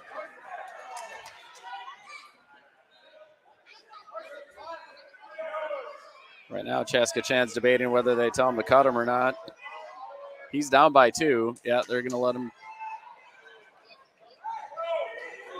They've got a minute here. 2 takedowns. Yeah, Jonke's up by 3 points, 9-6 right now. If I'm Turner, do you get back into an upper body tie? Maybe? Jonke with his own offense. Best defense, good offense. All it would take is one Jonke's takedown. finished these shots today. Yeah, he has. If he can swim that right arm out. Yep, right there. If he can. I think the ref is gonna. I think he's gonna call Call stalemate. Hold on to that ankle. Yep, just hold on to it. Yep, get elevation. Ooh. Good scramble. This is wasting a lot of time right now. This definitely benefits Jonke. 14 seconds left. Got to elevate. Jonke's just looking to, I think, milk time. Not a bad strategy as we end the third period. 1 second. Looks like they gave the takedown, but that's not enough. 9-8, Jonky wins. Yeah. What an exciting match at 182 pounds. That was impressive. He's kind of playing with house money there. With I'm up. Let's say he gets this takedown. I'm just going to cling. Don't do anything where you expose your back. Keep wrestling strong, and he pulls out the 9-8 victory. That was a great match that we had there at 182 pounds. So now Waconia leading 41-9, going up to 195 pounds. I think Chaska Chan is going to be open. So McAnally against a very tough forfeit opponent there. Kind of a bummer when you come out here and don't get to see Max wrestle, right? He's just a treat to watch wrestle. He'll be going to the Gophers next season. Excited to see that. He's had all kinds of success at every level, and it looks like we've got another Alex Riley who's going to pick up a forfeit at 220 pounds as well. That's a heck of a 1-2 punch at 195 and 220. Now we're up to heavyweight, so Waconia leading the duel 53-9. We're at heavyweight here. Looks like we've got this Vincent Halliday for Waconia. Going against Prentice Derrick for Chaska Chan. So a 9th grader and a 10th grader. Halliday just a 9th grader. At Derrick heavyweight. is a sophomore at heavyweight. Tell you what, you don't see that very often. We're going to see these Waconia Chaska Chan matchups for a few years, especially at these 9th and 10th graders we've seen today. Called a lot of 9th and 10th graders for both squads.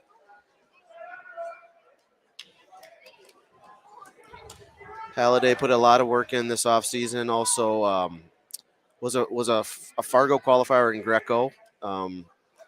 Wrestled at Northern Plains. He did a lot of wrestling this summer. Decided not to go to Fargo, but he did do the cadet duels and gained a lot of experience that way, wrestling against up at 220 as well. I bet he probably weighed in 230 today.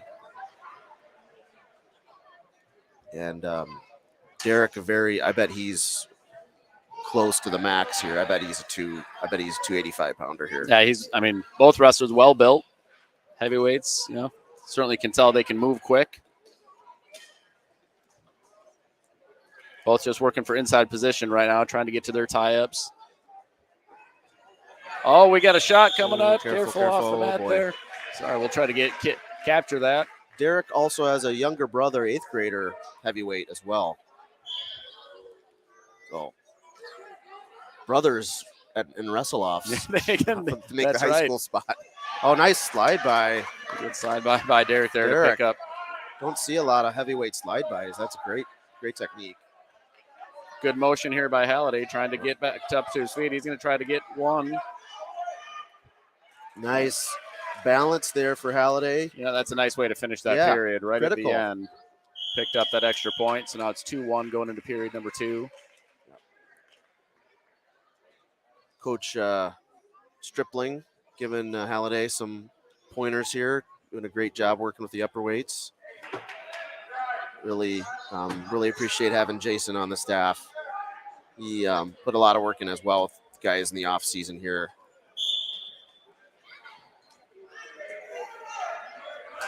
Looks like Halliday went down. Yep. Getting up to his feet right away real quick. I think that's good separation. There he goes. 1 point. Tie match, 2-2. We've had some really good matches here in this duel, Jeff. There's been the score. It's closer than everybody gets 6 for pins, so that really Waconia really piled up the points there. But we've had how many? We've had at least 4 matches by decision here, so it's been some good battles. Boy, these guys are working hard though too. Both trying to get inside position. It looks like they both kind of have a slide by. I've seen Halliday working a slide by a little bit. Now we've got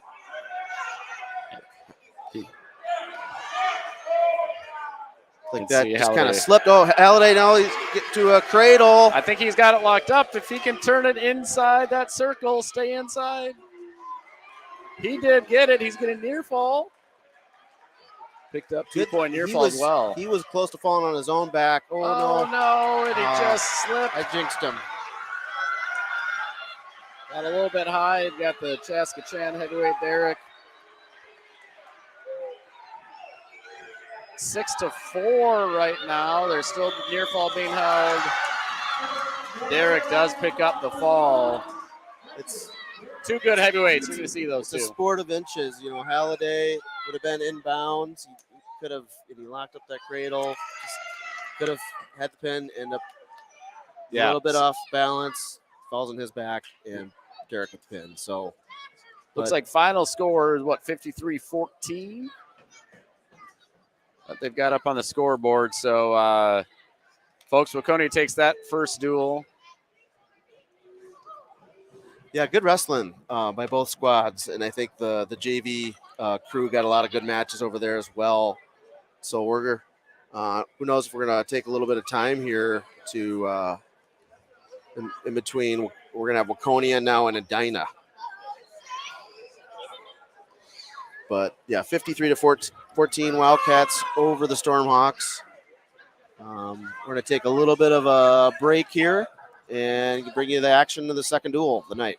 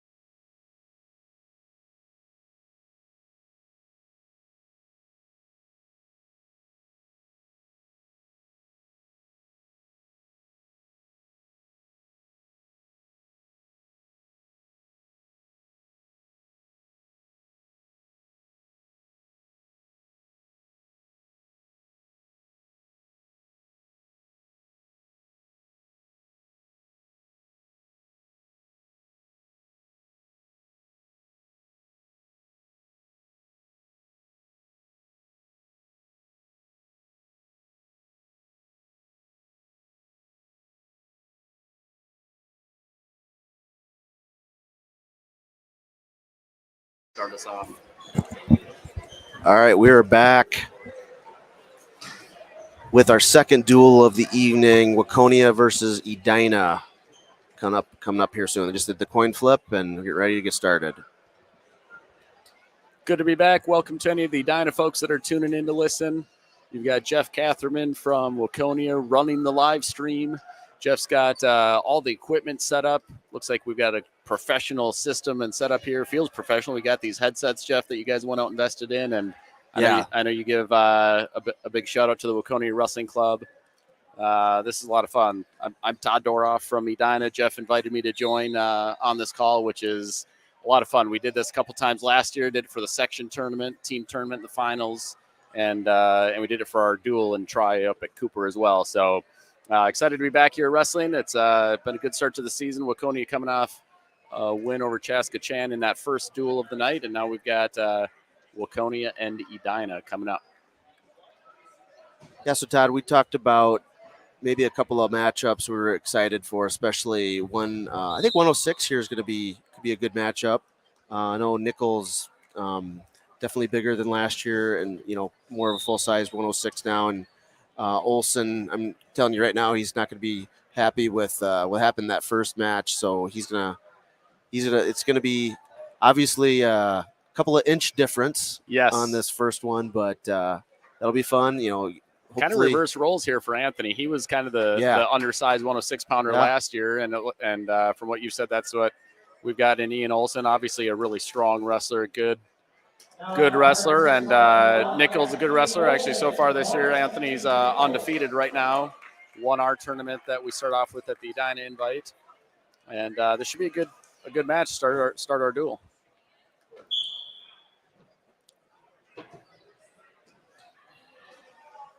And we've got the split screen, the camera and the camera view. Got the scoreboard up there for y'all. Anthony definitely nice slide by. Full size 106 this year. Last year was typically weighing in the 90s. Yeah, roll reversal. Ian, I'm pretty sure weighed in around 97 today.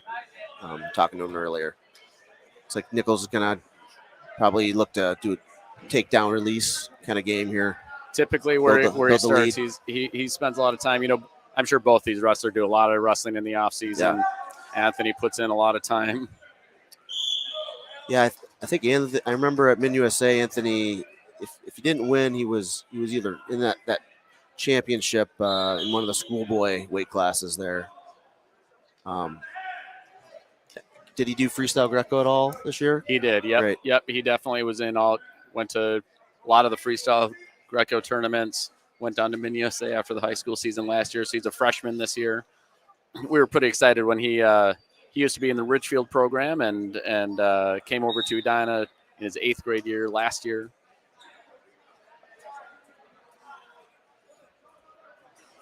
So 2-1 right now. Nichols leading. Basically another slide by there, right? Yeah. He's using that length. That's a great technique for if you got those long, lanky arms.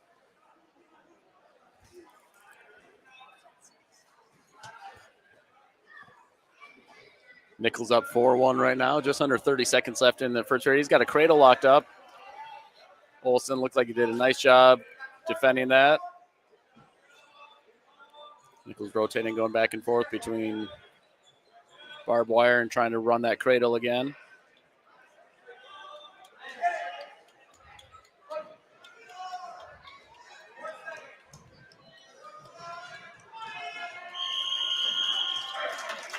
End of one period. Nichols leading 4-1. Got 2 takedowns.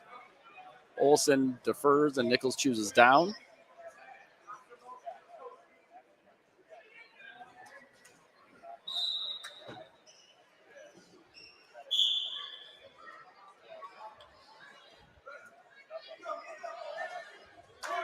Switch to really just kind of finished it with a double there.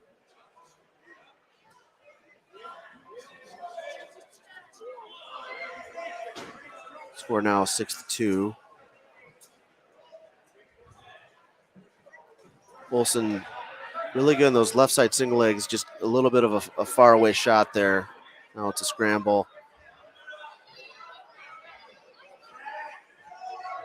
See if Anthony needs to keep pushing his hips back. Olsen doing a nice job of Yeah. building his base up, coming in tight into that leg.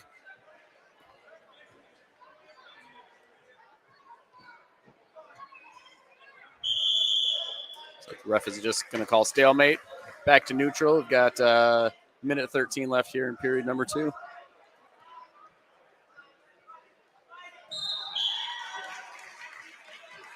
Jeff, I don't know if you saw it. I think it was at the Ironman tournament that they just had, or what was it called? Did you see in one of the matches? I heard about it. I didn't overtime, see it. I need to go back and watch it. What they just called on Nichols, and I like how this ref just said, you know what, your foot's not on the line, put your foot on the line. Caution to go into overtime. Wrestler went out. They were both dead tired, walked into the center, but they were both there at the same time. It's not like one was really stalling. Put their feet on the line. The one guy didn't have his foot all the way on the line. Caution, ended the match. Oh, and that's it's just terrible. a barn burner of a match, too. It's just a bummer to see. I didn't know it that was way. that they did it twice. I think I had heard it was once, but God, Yep. that's terrible. Nichols wrapping up a cradle here. He did go get that takedown and trying to get the knee in the side, looking for the fall. Olsen, nice job defending that and getting back to his belly. 3 near fall. It's 11-2 now. Coming up on the end of second period.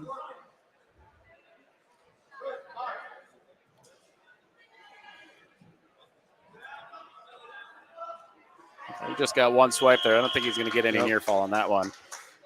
It's 11-2 going into period number 3. It's Olsen's choice. He's going to go neutral.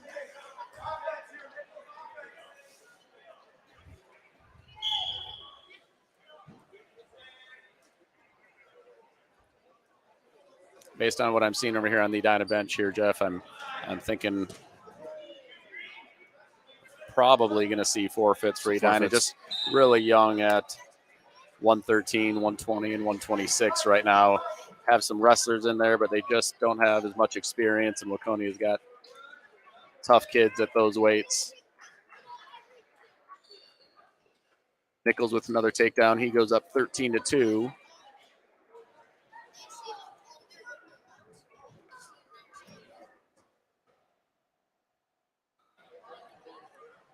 Looks like he's going for a banana split here.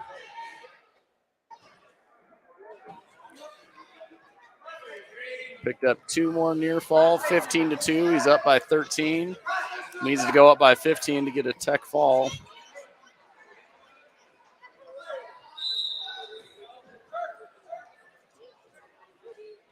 Nichols uses his length well. Yeah, he's got a lot of leverage. Obviously, he grew, he got bigger, but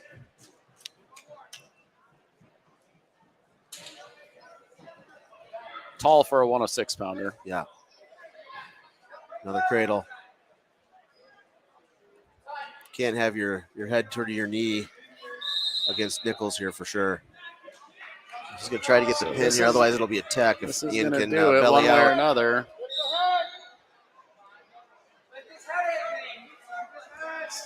Not your typical finish on a cradle. Nichols was trying to get the fall. He does pick up the tech fall.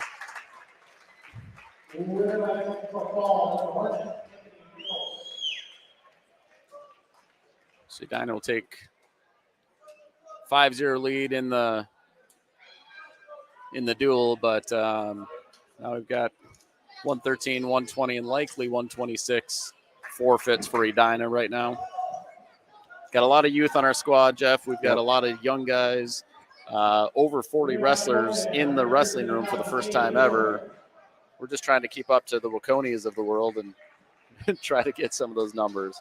So it looks like Washorik's picking up a forfeit at 113. Not going to get to see your son wrestle a second match tonight. He had a great match in that first one against Steven Dragos from Chaska Chan. Carter picked up a decision in that match and looked really good. Got Jimmy Johnson going out for a forfeit at 126 pounds. So just like that, our dual score real quick, 18-5 now. Waconia and Jeff, we talked about this couple of highly ranked top 10 wrestlers here in the state. We got Landon Nebel at 132 pounds and Maverick Mueller 132. We have not seen these guys wrestle before.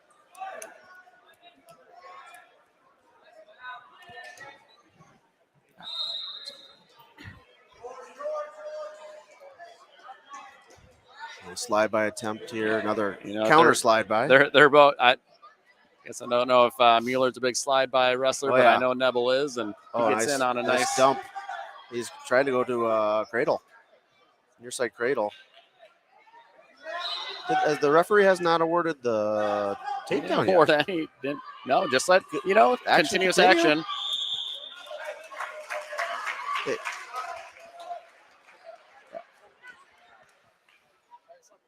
Really good scramble right there. Looks like we got a bloody nose already, but that was a great scramble between Mueller and Nebel right there. Nebel in deep on a fireman's. Mueller really defended that well, and wrestled, kept wrestling. I'll give the ref credit. He didn't call that too quick. Just let those guys wrestle and keep going. Some good action right off the bat. I expect between these two wrestlers, we're going to see a lot of action. Both fast, both strong wrestlers.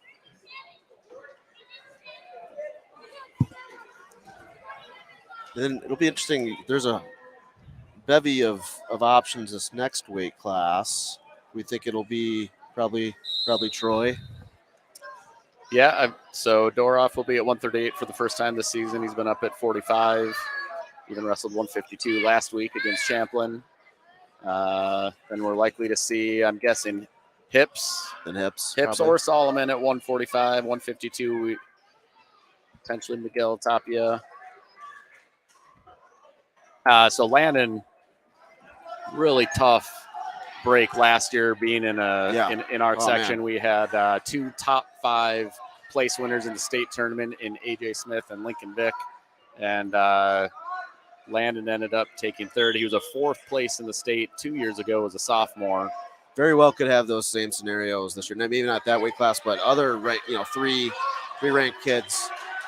Mueller will get that takedown. It's a nice double, good finish right there. It's going to be a really hard-fought match. Yeah, Mueller's super improved over last year, this year. Looks like he's going to get a roll through tilt. He's getting some swipes right now. He's at least going to get, he got the 5 count now. Ref holding 3.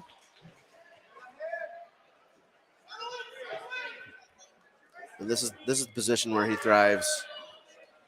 Boy, he's got a strong roll through right there.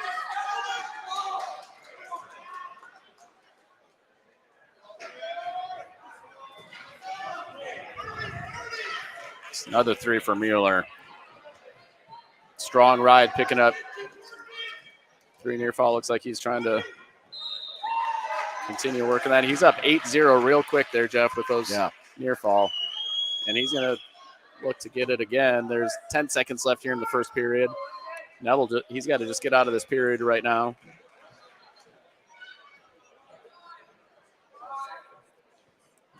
There it is. 8-0 Mueller lead after a flurry to start that match.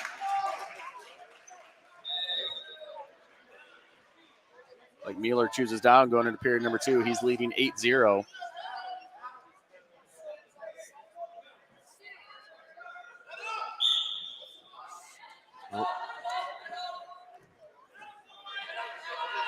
Wow, good re-attack.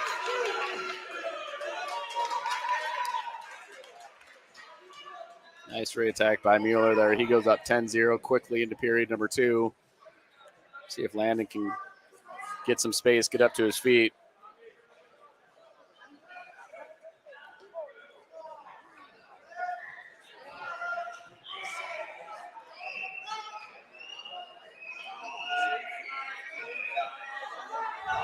Oh.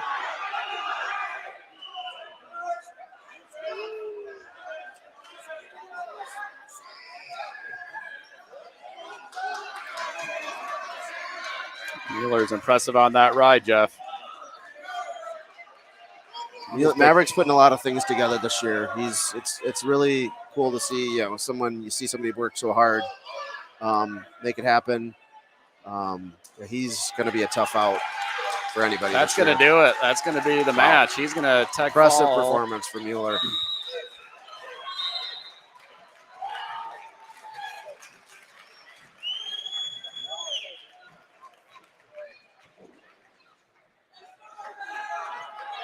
There it is. So he picks up the tech fall 16-0.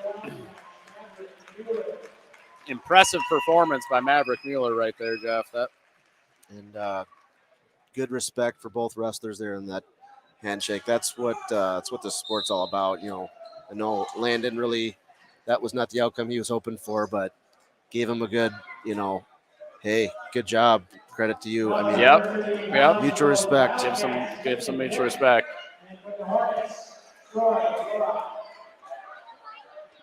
All right, looks like we've got 138 pounds.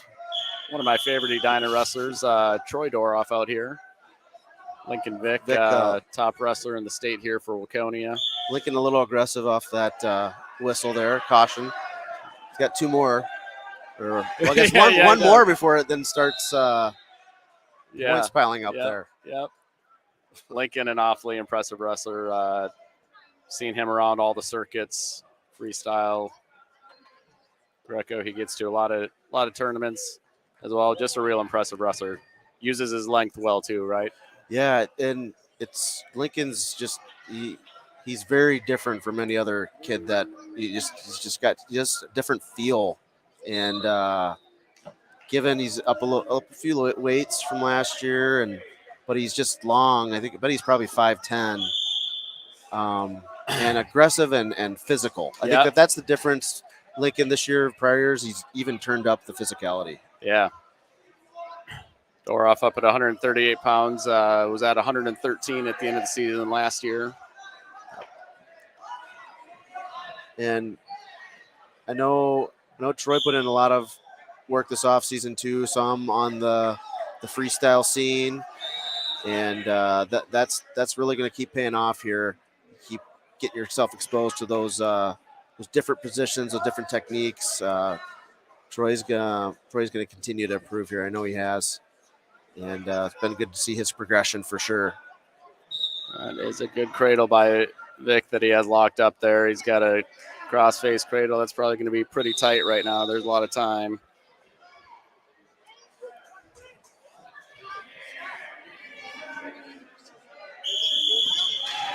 There he is. He picked up the fall.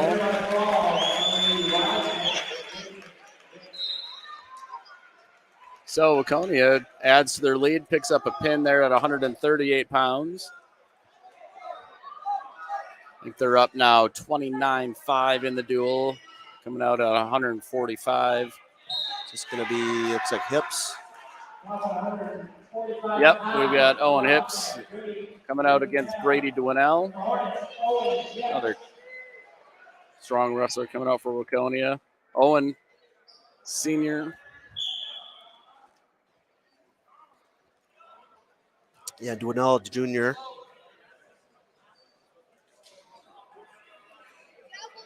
And on a single leg here.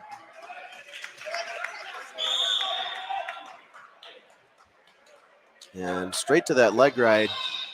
Brady's gotten into a little bit of trouble this year on some of the leg rides. I think he's been, coach has been working on just some adjustments and knowing when to bail. And I know it's good to have Brady really just anchoring this middle of the lineup here. It's going to be really, really critical for us this year. Yeah, those guys right in the middle of the lineup, you look at, I mean, really up and down the lineup, really, for Waconia. But, you think about those guys being able to practice with each other in the room, push each other, make each other better. I mean, it's not an easy sport, and they're certainly working hard every day.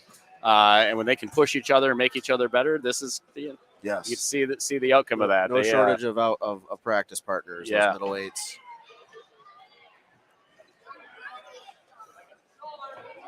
Elevates the whole program, right? Makes everybody else work harder, get better as well. Absolutely. Looks like we're calling potentially dangerous there. Hips shoulder was coming up over the back of his head. So 2-0 right now. Duel leads over Hips.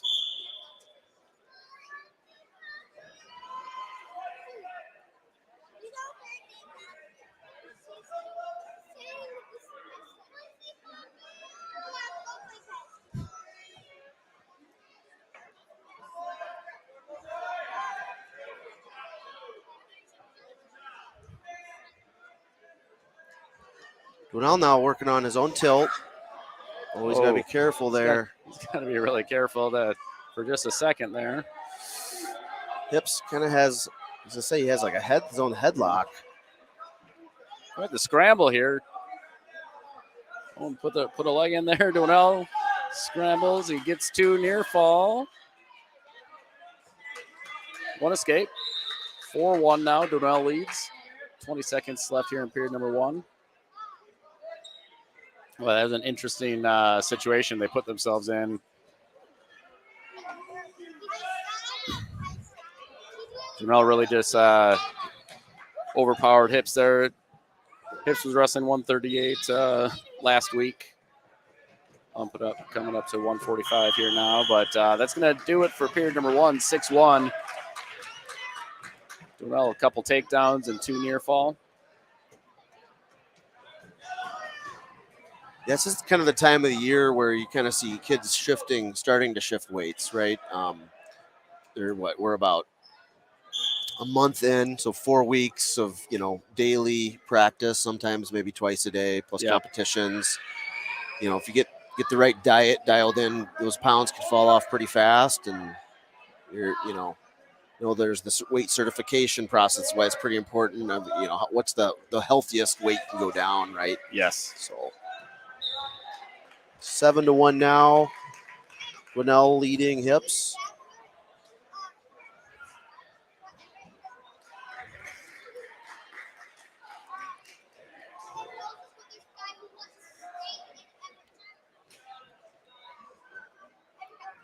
Yeah, we talked a little bit earlier, the Waconia squad, varsity squad will be at the Christmas tournament this year, and the JV squad will be at the Anoka JV duels. So some dual action at the JV level, which should be a lot of fun. It's actually nice Anoka does that. Oh, nice kind of hip toss, but out of bounds. Need 2 points of contact in. That was pretty close.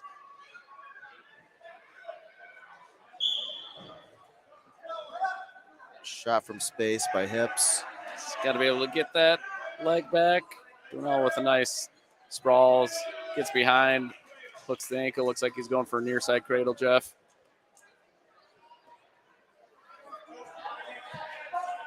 A little bit safer technique than the leg ride. But Hips bellies out. 9-1 though. It's almost the end of the second period here.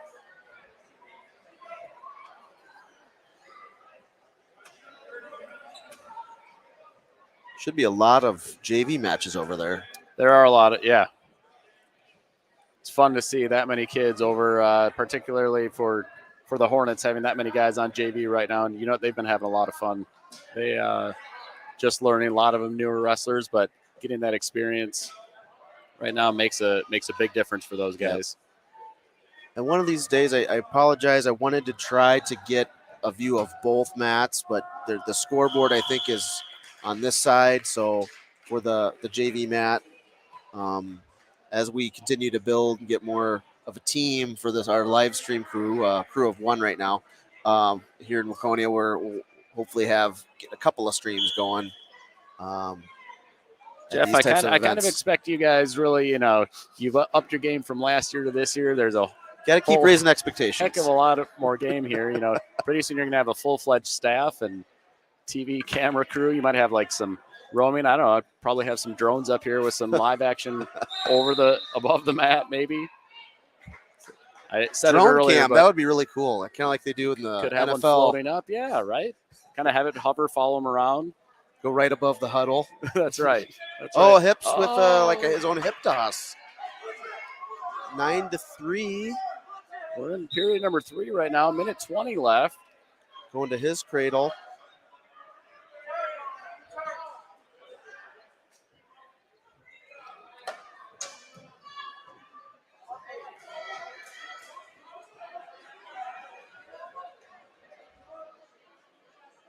Yeah, I mentioned it before, Jeff, on the broadcast earlier when Waconia was wrestling Chaska Chan, but last year when you and I were calling our first duel, when our sons wrestled, glad that wasn't the case tonight when we were both sitting down, and all of a sudden both of our sons came out there and started kicking at each other's chairs, and yeah, it was great seeing those guys wrestle.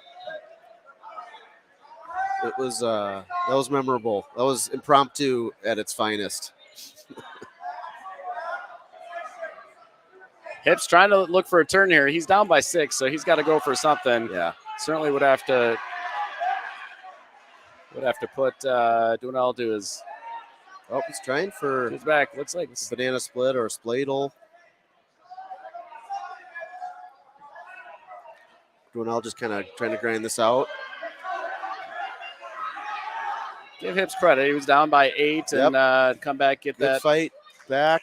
keep it to a decision. So Decision for sure. yeah, Duel takes the decision 9-3. Could see each other later this year. Take some notes for those section matchups. Yep. The individual side. So that was at 145 pounds. Waconia goes up 32-5. We're going to head up to 152 pounds now.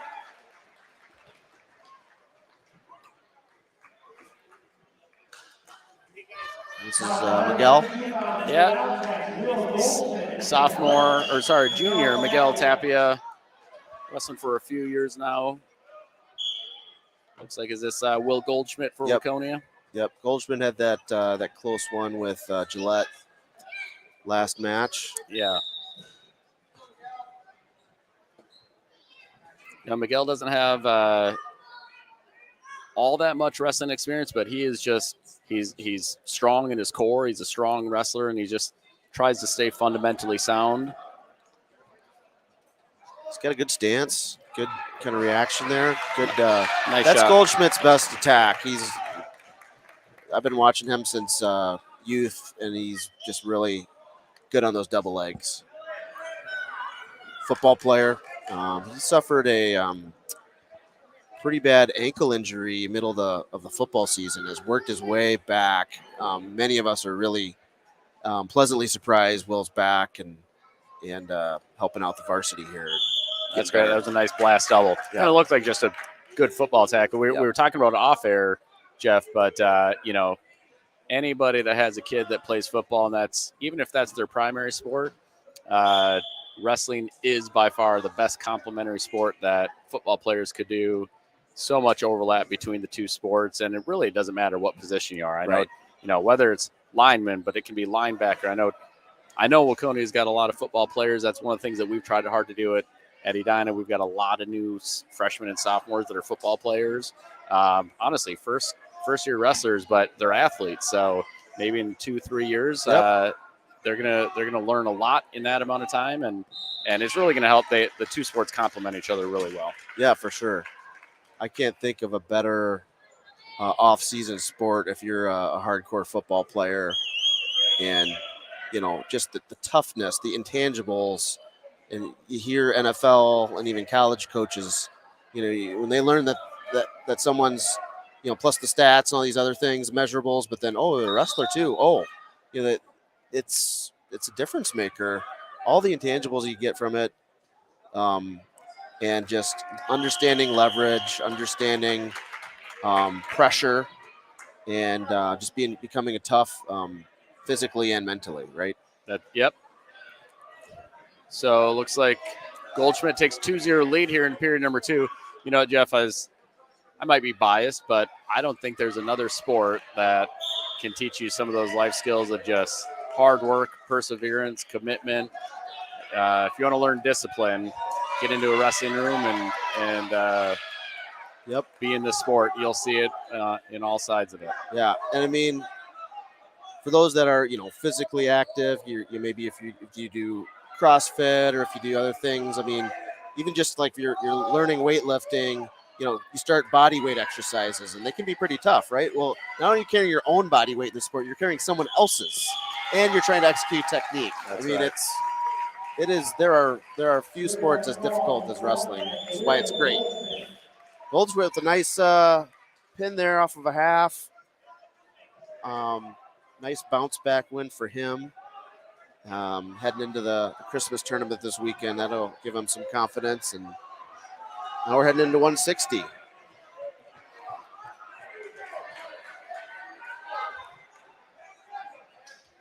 At 160 pounds, Alex Torres,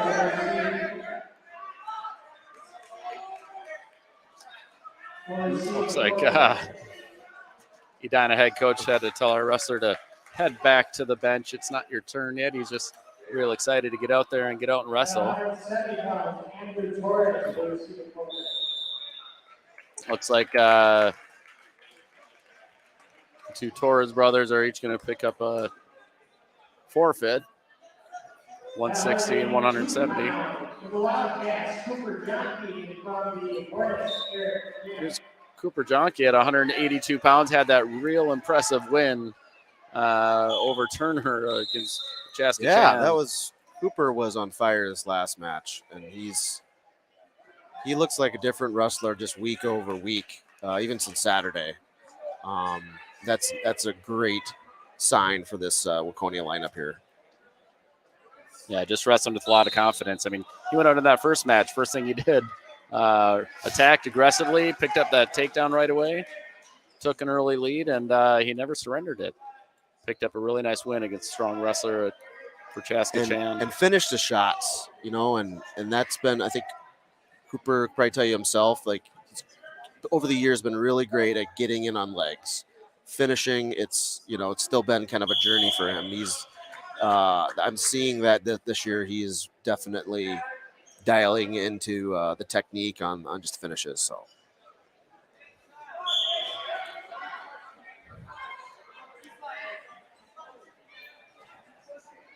And Eric, senior here at 182 for the Hornets. Senior, second-year wrestler, Jeff. He came out. He's a varsity soccer player for the Hornets. Wow. And he was looking for a winter sport and had a good friend, actually, Owen Hips, and Eric are good friends. And Hips got him out last year, one of his first year. Maybe it's his second or third year. But coming out, he wrestles hard, has a lot of fun. That's awesome. And presenting himself well here, holding a good base on bottom here. That's pretty impressive. Just a second-year wrestler. These are tough weights, especially when you get up this AAA level. Some tough kids here. Yeah, we're fully seeing on display Waconia and why they're ranked as one of the top 2, top 3 teams in the state right now. I think number 3, use the guillotine rankings. I'm not a big rankings guy. Like, all it will matter is where they finish at the end, right? Section, right? I've heard people say that before. I know a few people that say, those rankings don't matter, and I agree with you. I agree with that as well. It's it really is where you finish, and honestly, a lot of times, too many of these guys psych themselves out mentally, right? We had a good match going over there on the JV mat. Wrestlers going back and forth, and it looks like time just went out. So camp down 2-0 here. Jonke started down in period number 2 and actually just did a nice kind of roll. Yeah. Jonke showed us, 3 different moves on bottom here across these last 2 matches. He did. I think he had a nice Granby, right? Yep. Kind of a roll through. I don't know. He's picked up a good scrambler. Moves, yep.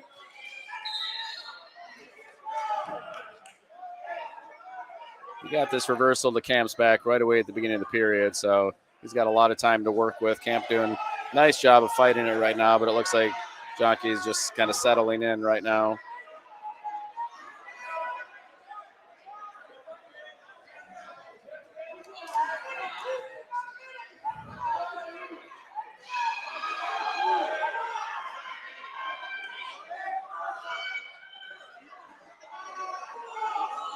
Camp doing a nice job. Fought nearly a minute now.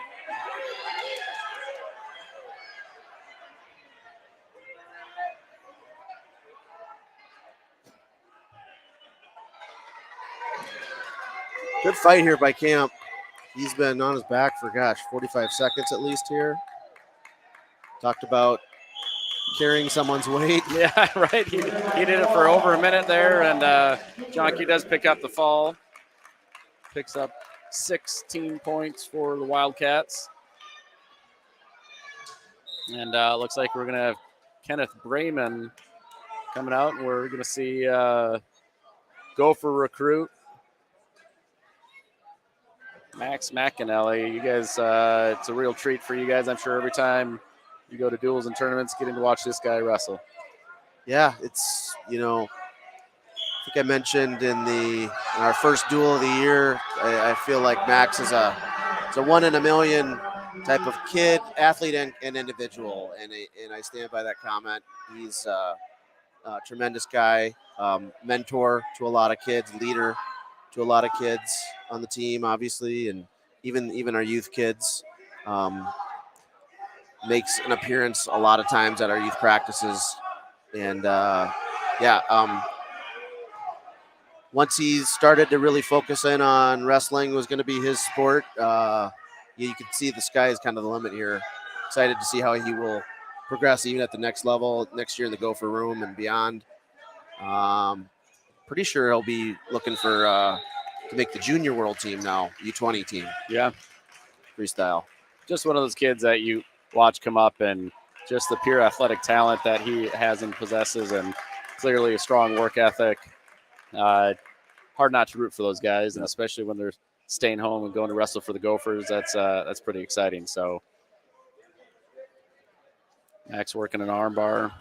Yeah, I like what I'm seeing here. Max is normally kind of a takedown release type of guy, and he's just working on some pinning combinations here.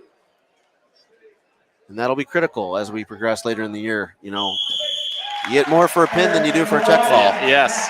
I actually noticed that, and I've seen my that. math is right. Yep.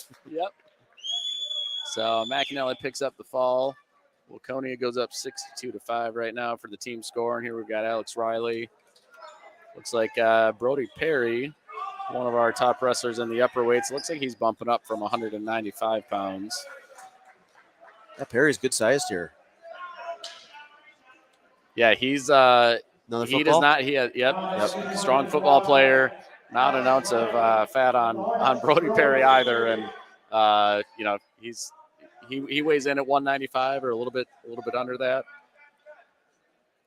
But I'm guessing so. Riley's one of your and Riley's strong football players as well. Is that right? Riley's not he won't be the biggest 220 here, but he's really put on quite a bit of muscle mass here. He's he has found the weight room, he's now up at 220. Third place finisher last year and stayed at 182.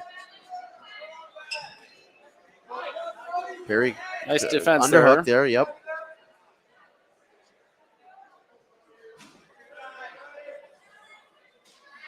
Perry's probably got a little bit of height on Riley here as well.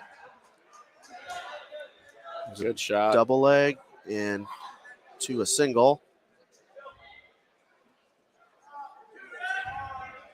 And Alex is just going to trip him there to get the first takedown a minute in.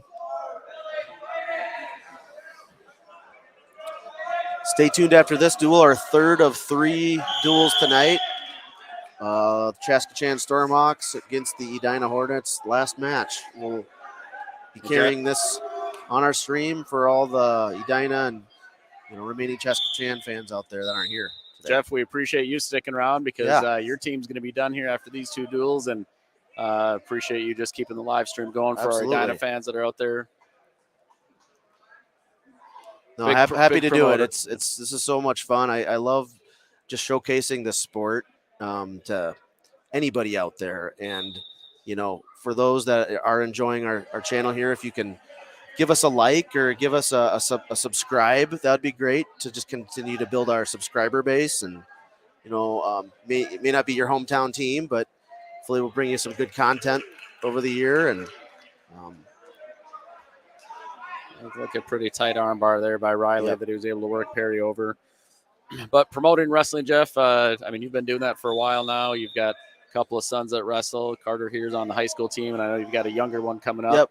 Will's a 6th grader, so he's having a great time this year. One of the 6th grade captains.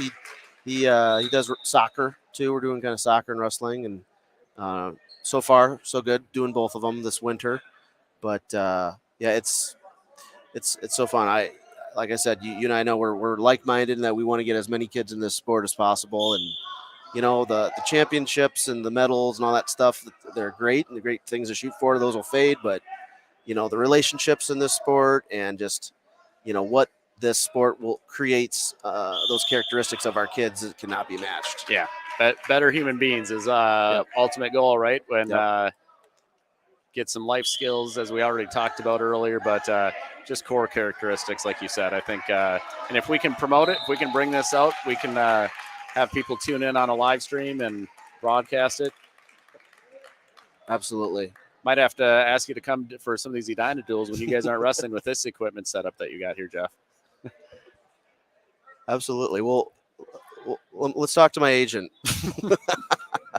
Yeah, I don't know how much the sourcing fee would be and be able to secure that contract. Well, we got some new toys this year, and courtesy and shout out again to our Waconia Wrestling Club. And I've got Search Engines MD. It's one of our sponsors of this duel and one of our platinum sponsors of the golf tournament.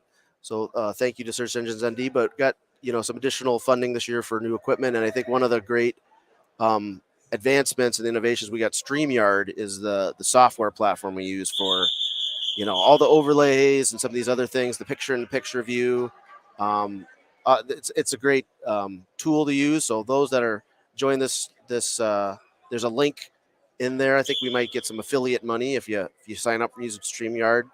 But I really like it. I've used a variety of different tools, so shameless plug for that. Well, I know when I reached out earlier at the beginning of the season, we were kind of connecting on maybe doing some of the streaming, doing some of these duels, and you mentioned using this new platform, and we're certainly going to check it out and probably try to transition and utilize this for some of our home duels that we'll be broadcasting as well.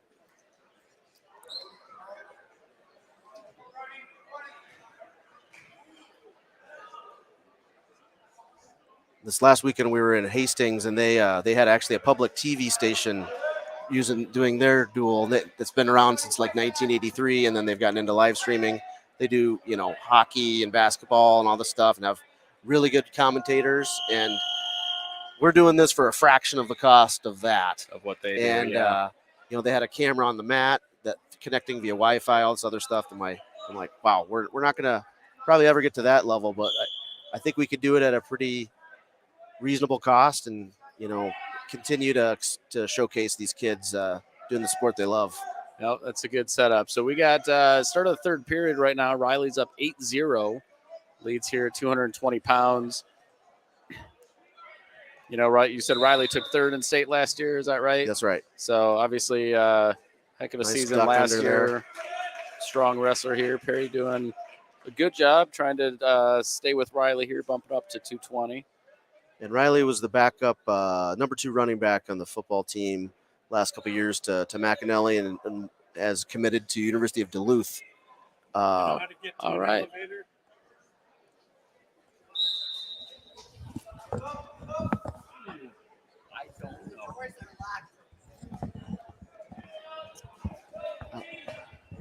Second.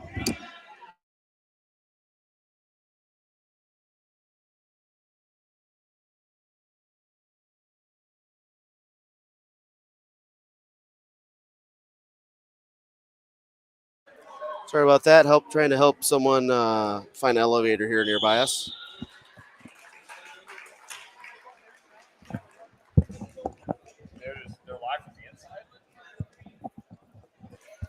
So Riley takes that one. It's a 10-0. Oh, nope. I'm sorry.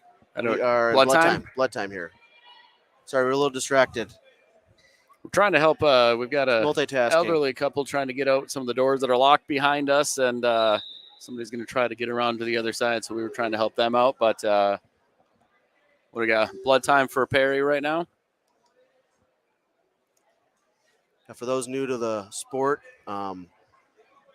a bloody nose is quite common. So there is a blood time limit on the amount it takes to stop the bleeding for nose. So there's a 5-minute cumulative amount. So Britt Perry just used about 30 seconds of that. Now we're going to be back here shortly. We just caught a little bit of the JV action going on over on the other mat. Thought while we have a break, we'd slide the camera over. We're coming back up. Looks like Riley's going to cut Brody Perry. It's 10-1 right now.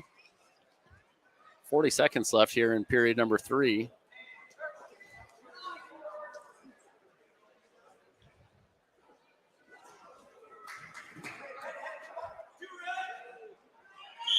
Riley secures that takedown, goes up 12-1, under 30 seconds now.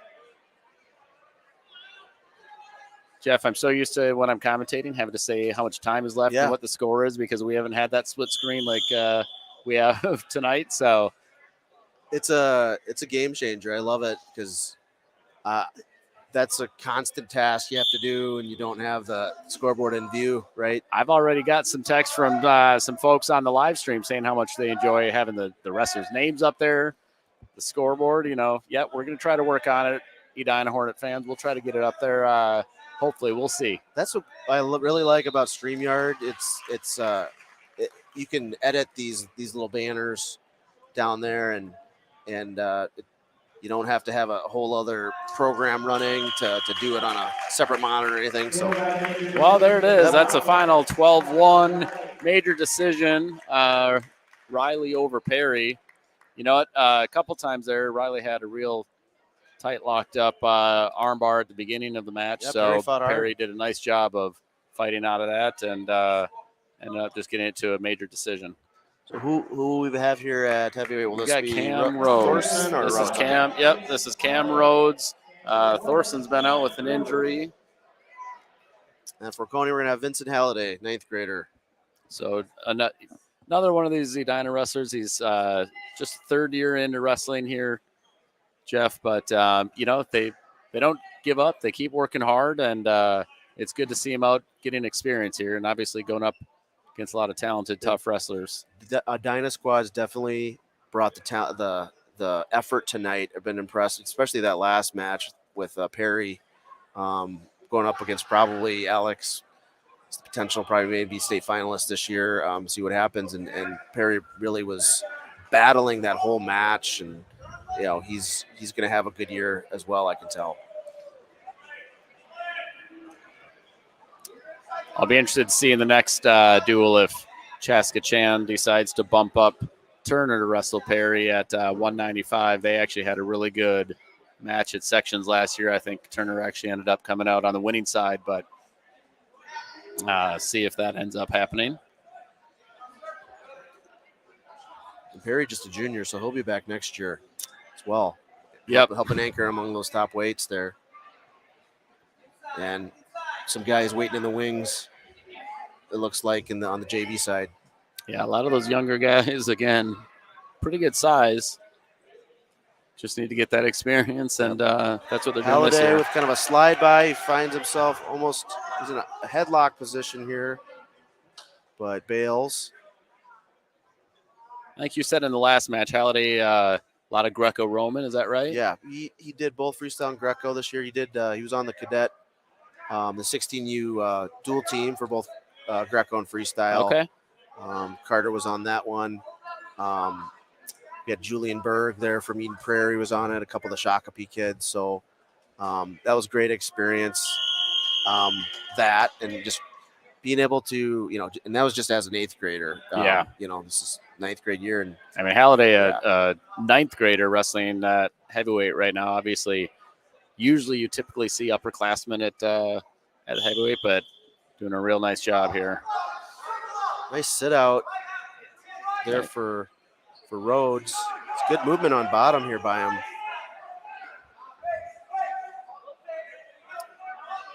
See if he can fight off that half. Just got to string together a couple moves when you're on bottom, right? If you do that sit and turn, then you got to be able to go next. Halliday with a nice half Nelson. Yeah, he was able to catch that arm.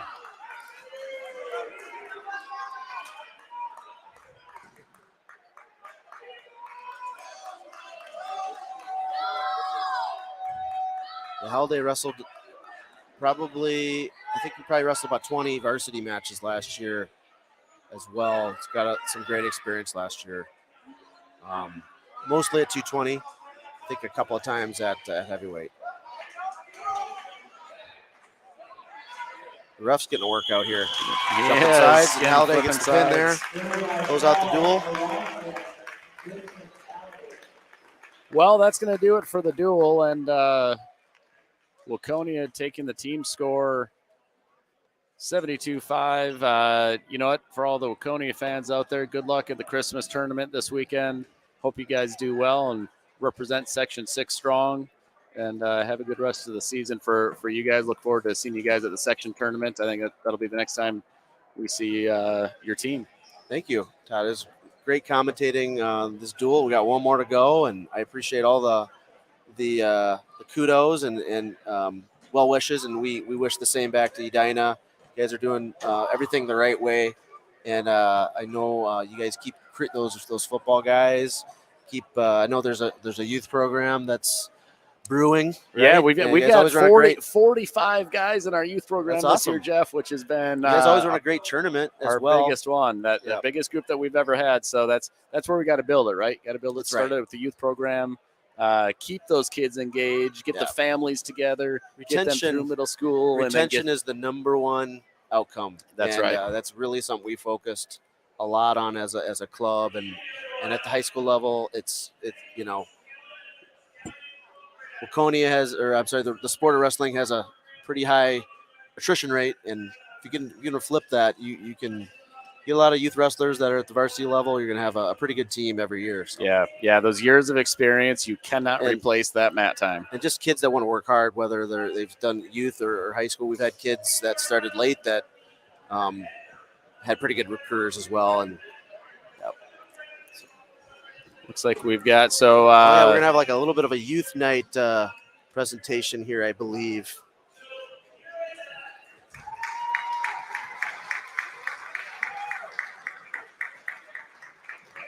Speaking of youth programs, Chaska Chan's a pretty good one as well, and they're doing a little bit of a presentation here with their youth.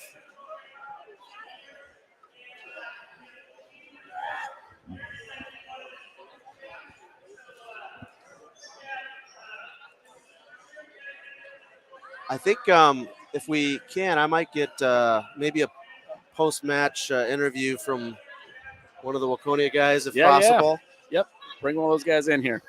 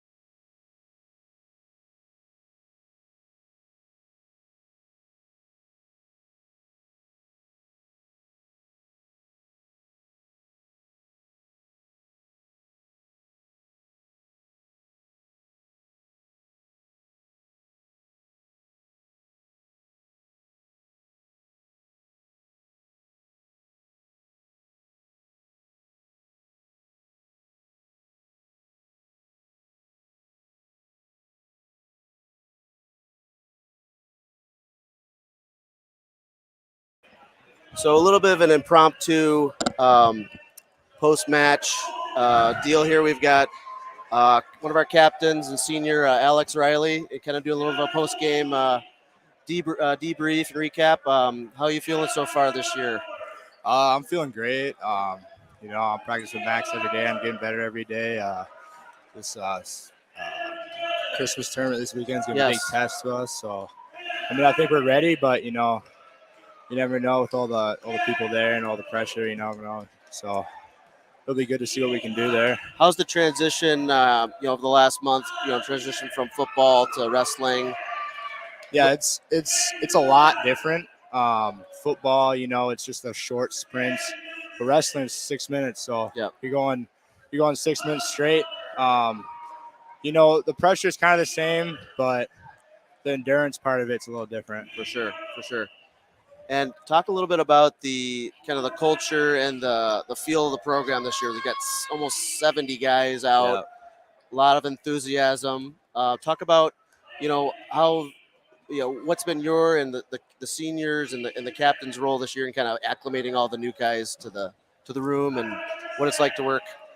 Yeah, I really think Max plays a big part in that. You know how he went and got a bronze medal. You know, everyone wants to be part of Waconia wrestling because, we produce those kind of guys. Because like everyone in Waconia that wrestles here is from Waconia. You know, we don't go out and recruit people. So, this is just Waconia homegrown team, and everyone wants to be a part of it. It's just that atmosphere in the room and all the crowd, all the people coming here to watch us. You know, who wouldn't want to be a part of that? You know what I mean? Absolutely. Talk about some of your goals personally, and then some of the goals the team has this year for the season ahead. Yeah, so me personally, I want to go out, win a state title, obviously. We got a couple other guys want to make a state tournament, want to place this state tournament, but, everyone's got high goals. Our coaches, they tell us how good we are. We know how good we are. We just got to go out and compete. It's all mental at this point. So We're doing all the hard work in the room, and, it's just all about getting your mind right. So. Last month, you made a pretty big announcement in making your college choice, and what your next. Talk a little bit about that. Yeah, so I was on the fence about it. I had some other opportunities. I had some opportunities to wrestle. I had some opportunities to wrestle and play football. It's not a easy decision to make that. But I always felt like the Duluth coaches, they were really committed to me, and I really wanted to go there ever since I started playing football, because I know I go up there sometimes. I really just like the atmosphere up there, but it was really, really like just surreal to see like all my like hard work just to pay off that way, just commit to something like that. So I mean, I hope people can,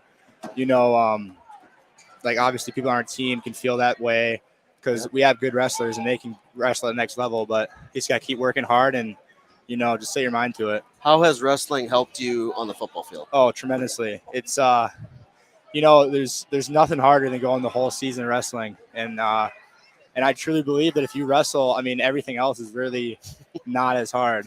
So even like, I don't know, just the training aspect of it, just the mental aspect.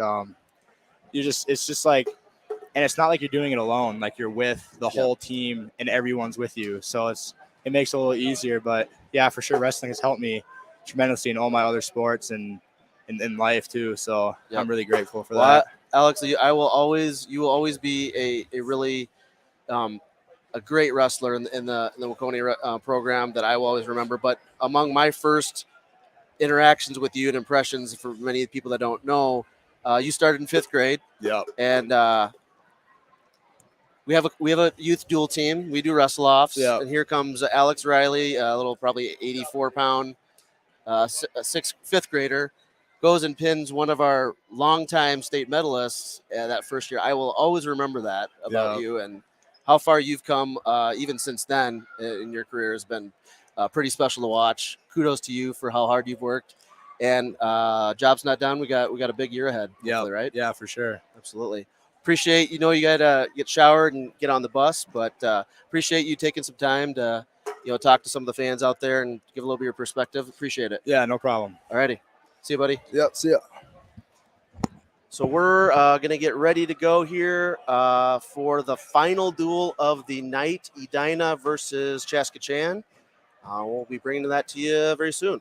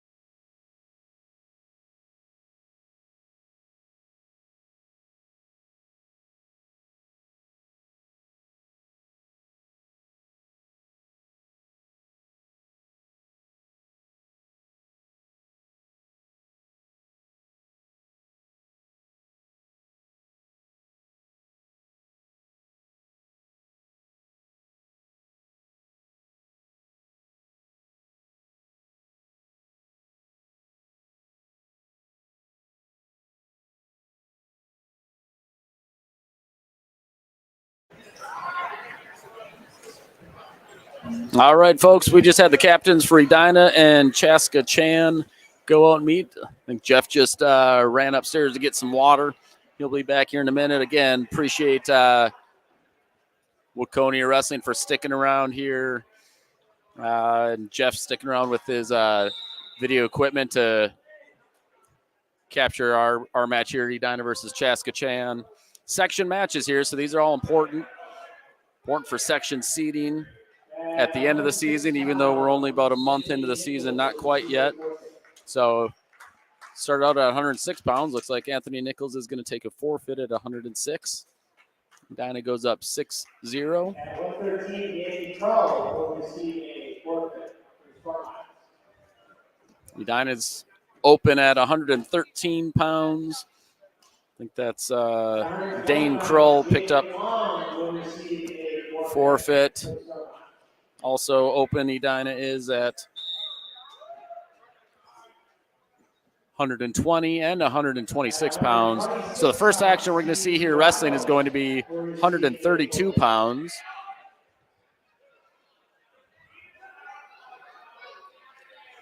Get the camera up on the screen for you there. So right now, forfeit for Edina at 106, 3 forfeits in a row. 3 forfeits in a row for Chaska. Actually, we're going to have another forfeit. Landon Neville at 132 pounds. So the first match we're going to see here, 138 pounds, we've got Troy Doroff wrestling Chaska Chan's Ben Pierce at 138 pounds. So first action that we're going to see, we just saw forfeits. Doroff and Pierce actually wrestled last year in the section individual tournament. They wrestled in the 3rd place match, and it was just, I think, a 1 or 2 point match where Doroff edged out Pierce.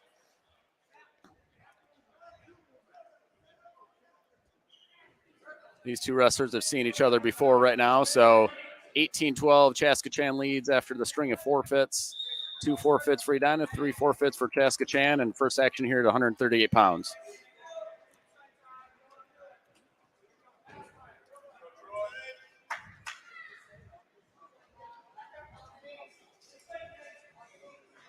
Doroff in on a single.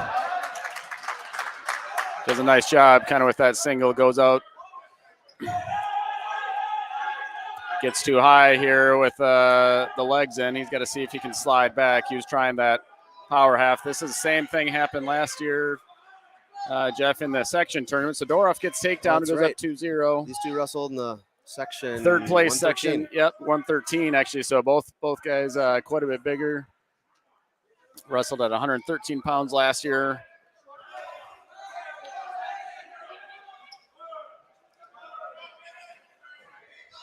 Oh, so did he get? He did.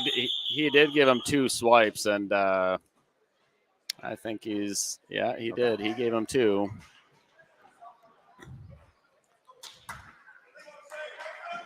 So Pierce takes 4-2 lead after getting 2 swipes there. He's got 2 near fall. Still here, first period. We got 30 seconds. So we didn't even get to see a 106, did we? We didn't. I went and got us some waters and just a quick restroom break there, and I missed a bunch of forfeits, I guess. Yep. Yeah, this is the first action of the match here.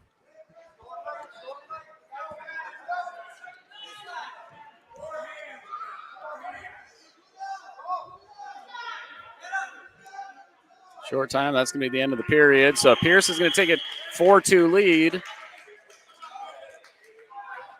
His choice. He's going to choose down right away. So let's see it. If I was coaching and yelling at Doroff, I'd tell him not to ride the legs. He got in trouble last year, and looks like he's going to it right away. It's like Pierce wants to sit to that hip then. Same thing that he just did last time.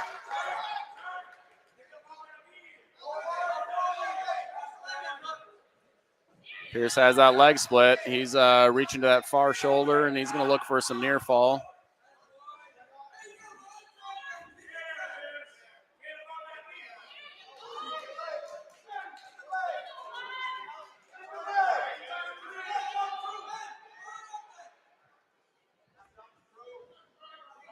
The referee's still holding that 3 count.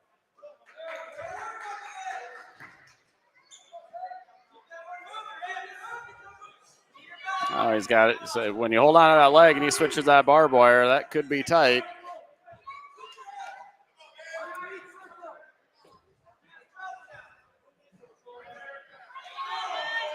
Doroff sitting out.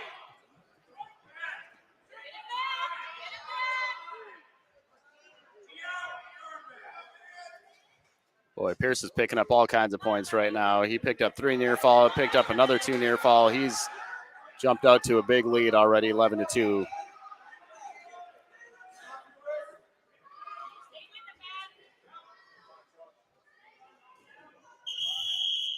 All right, we're going to stop match here. 29 seconds left. Looks like we've got some blood. Time. Yeah, you know, Troy just got himself in trouble real quick, real early. Both times we went on top. Legs didn't work the first time. Got to change off to something else, Yep. Jeff. Got to look for an ankle. Yeah, stay under the armpits, right? You know, spiral ride. Yep. Yep. Break him down. Get him down to the mat. But you know what? I'm going to give Pierce credit. He capitalized. Kicked that leg back and rolled up some near fall real quick. So it's 11-2 right now.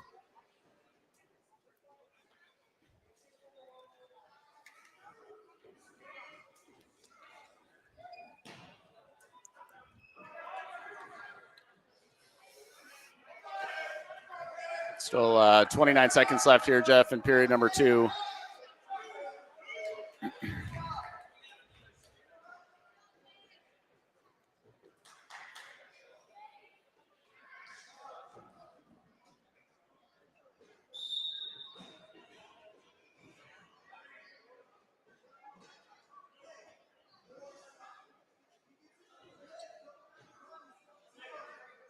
Looks like still some blood on the mat, so a lot of JV matches lined up over there between Edina and Chaska as well. Yep. Well, we got a little bit of the break in action. Just want to give a final shout out to our 3rd platinum sponsor from our golf tournament this year, Nate Matoshek, State Farm Agency. Thank you, Nate, and the whole team there at Matoshek State Farm, Nate's Farm, and it's bringing you this duel tonight.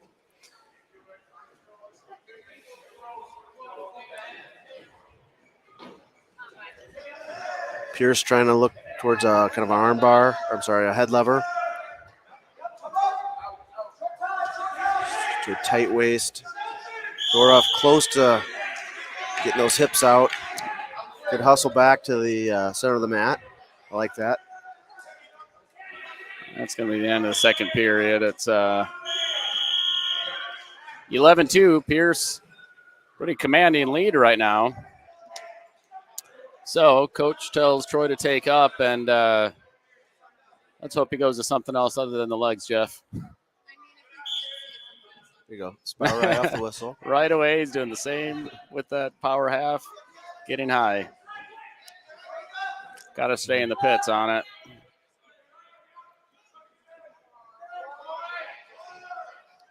Pierce he's got a really strong lower body there. He's just kind of really getting Troy really extended there. Oh, he's got a power half here. Yeah, you know, right now that isn't working. You got to get out of that and go to a cradle or try something different.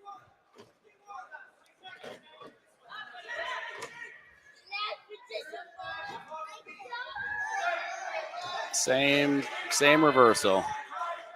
So Pierce takes a 13-2 lead right now, and let's see if we can see any action right now. Pierce has that leg trap.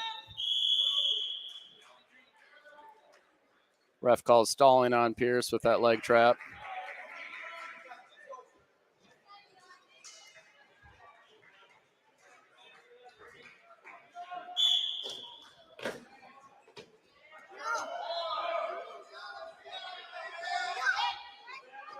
Pierce with a nice follow through and ride there.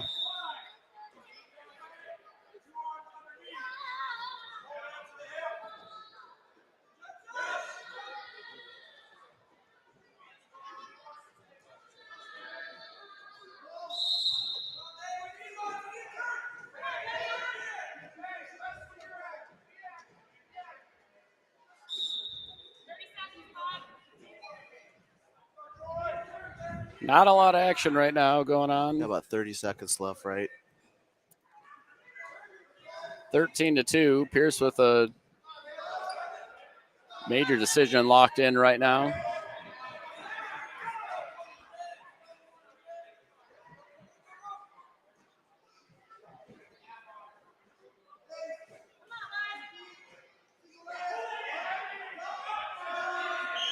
And that's the match. Major decision win for Pierce, 13-2.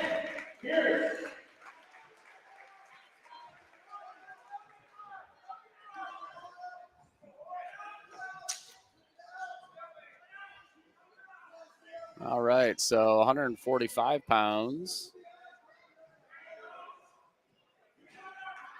Coming out, looks like Owen Hips is going to be coming out. 145 pounds. From the Hornets, Owen Hicks. And from the Stormhawks, Duel. Can you hear who they said? Is this Caden? Yep. Caden Kulik at 145 pounds for Chaska Chan.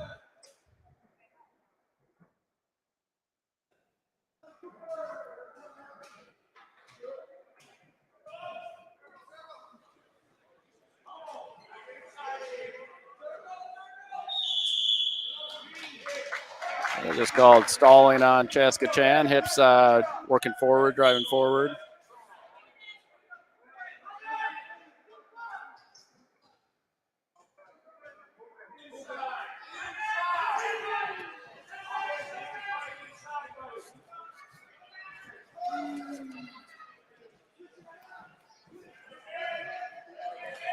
Apologies for not getting the two wrestlers on the banner down there in the last match. We just all the forfeits kind of threw us off a little bit, and we'll get them back going here the rest of the duel. Hips in on a deep double. See if he can slide that through. He does. He picks up 2-point takedown. Nice takedown by Owen there. He goes 2-0. He's going to drive forward.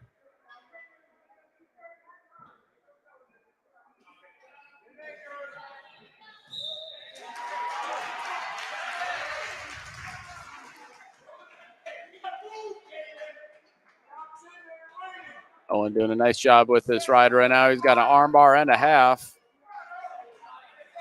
Sends Caden right over the top. Picking up some near fall right now.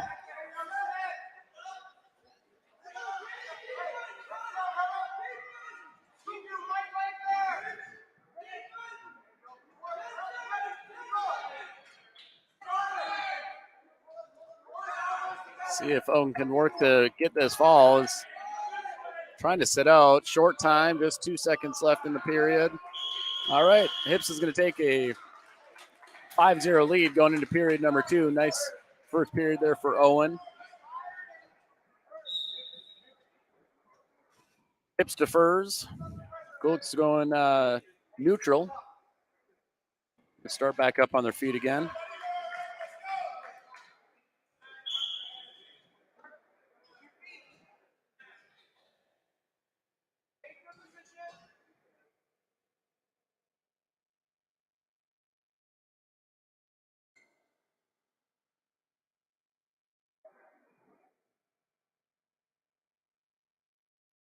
Hips and Kulik working in the center of the mat. Hips driving forward. Good position.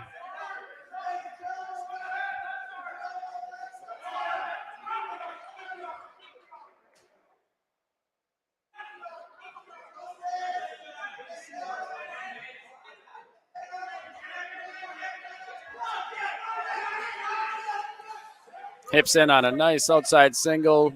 Quick shot from space. Looking for a near. Oh, he's got it tight. Near side cradle.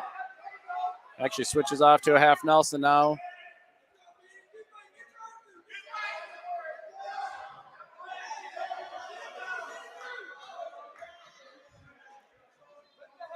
Hip still has a lot of time right now. A minute left here. Trying to switch off, see if he can.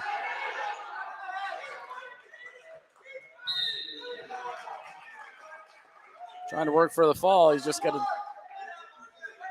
elevate, lift that head.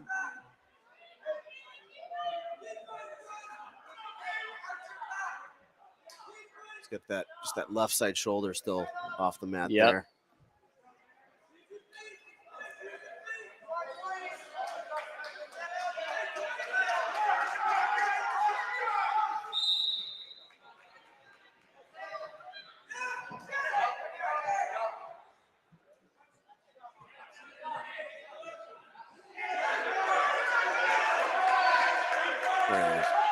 He's deeper on this half now. He's elevating that head. Reset. Oh, nice. Oh, good fight there for Kulik. Yeah, Kulik did a nice job fighting off for big stretch of that second period. So Hips, after 2 takedowns, 2 3-point near falls, is going to take a 10-0 lead into period number 3 right now.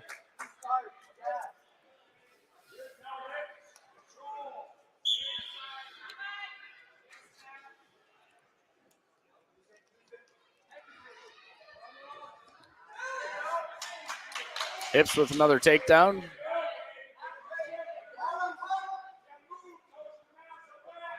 Goes up 12-0.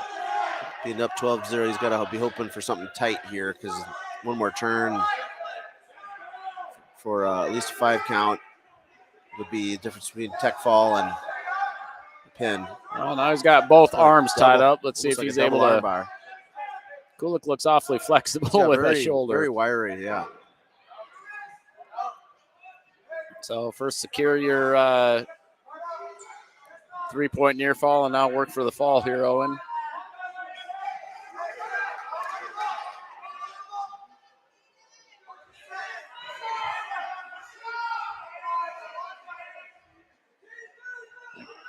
See if Owen can get more of his weight up. Yeah. On top. He's going to pull it off to the side, and that's going to be a tech fall 15-0 for Owen Hips. Picks up 5 points for the team. Should be 22-17. Chaska Chan leading now.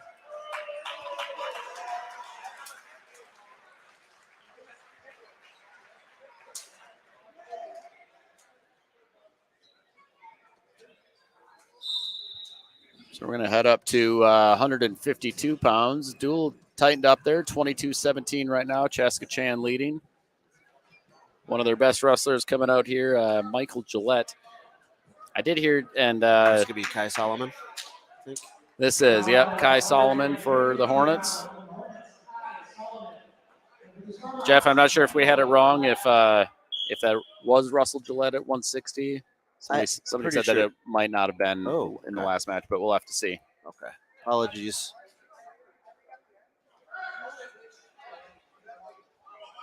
The PA hasn't been super clear today. I don't know about that's been your experience.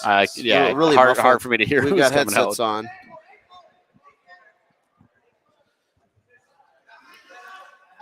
Gillette with a good shot from space. Yeah, good sprawl from Solomon, but again, that's that drag that he does. Yep. Well, picks up 2-point takedown. Gillette leading 2-0.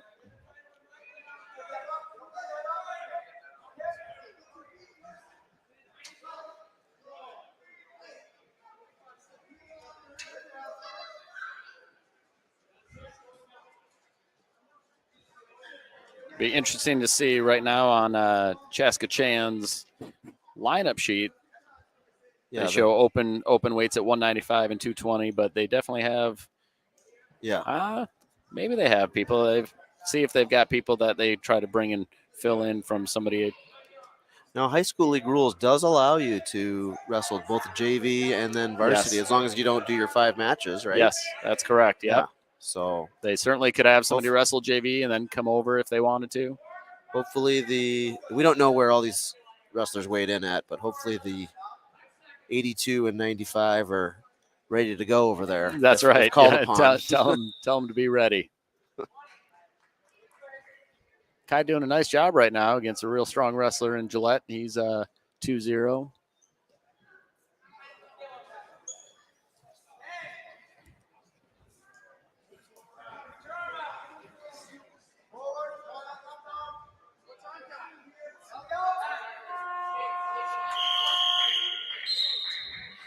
Yeah, I'm interested to see what's gonna happen at 182. We're gonna see Turner versus Camp, or is Turner going to go up to roast Brody Perry or Brahman?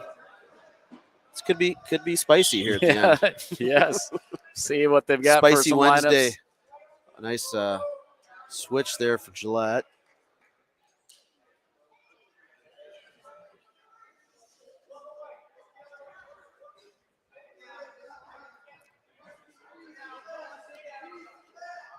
Gillette goes up 4-0.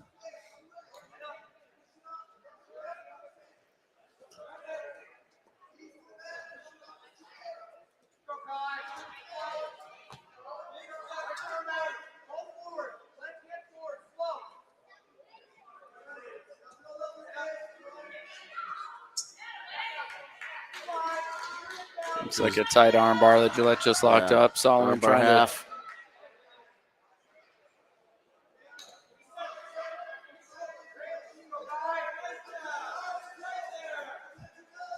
to ref having a hard time to get a look see. And there's the fall. So Chaska Chan goes up 28-17 after 152 pounds. So we're coming out at 160 pounds now. We'll have to see and listen what the names are if we can catch this.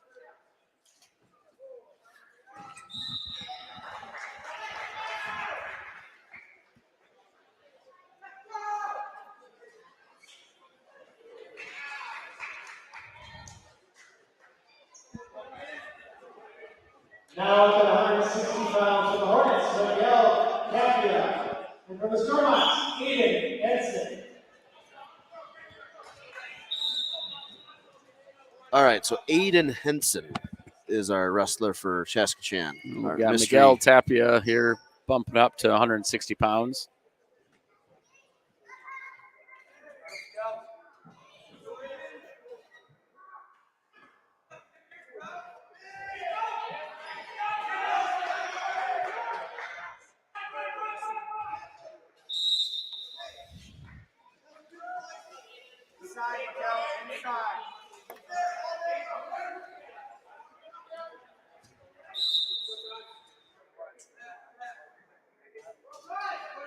So 28-17 right now.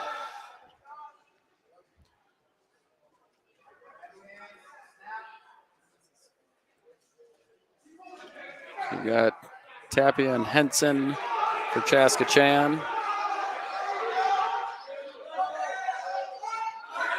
Henson in on a shot.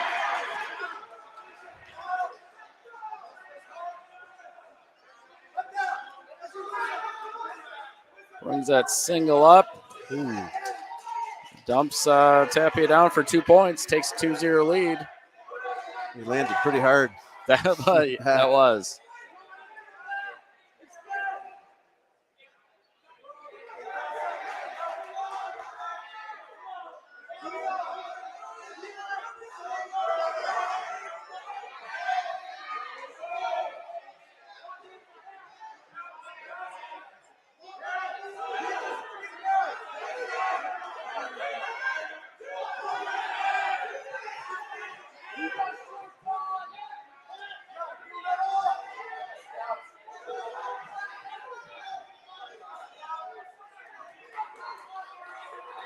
Henson looking for that crossface. Cradle. See a lot of crossfaces today. Yeah, so that's going to end period number 1. Henson's going to take a 2-0 lead going into period number 2, and he's going to choose down. See if Miguel can get a good breakdown.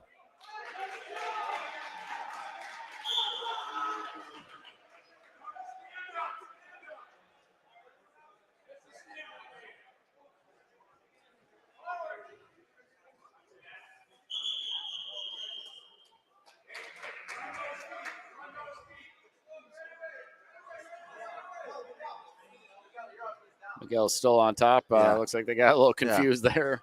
I was confused. Looks like we're caution, yeah. I think.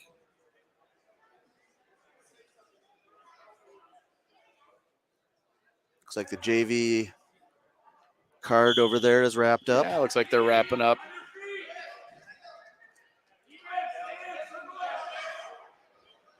All right. Good escape there for Henson. 3-0 now, all right? See if Miguel can work inside, try to get to a shot. Oh, off balance.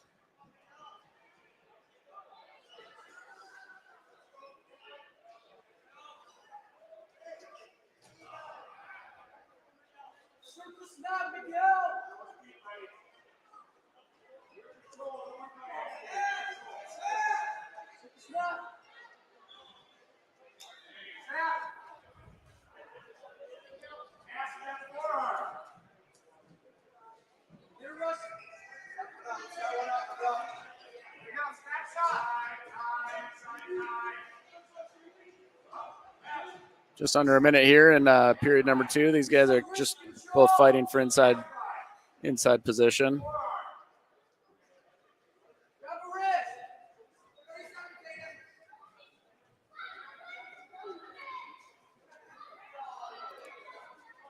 Ooh. Tapia for a second there. I thought he had Henson's headgear there. I think fingers might have just gotten caught. Oh, still driving forward. Yep. I'll say one thing is Miguel does a good job. Keep coming. He goes hard. Yep.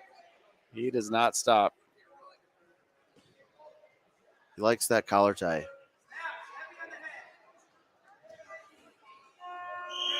All right, 3-0 after 2 periods. See if Miguel can generate some offense here. He's choosing down.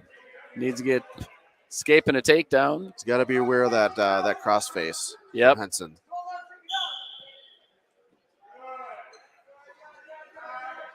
Another opportunity just for any of these wrestlers. I mean, you got to be ready right off the whistle, right? Here comes that cross face. He's looking for that butcher. See if Miguel can stand up.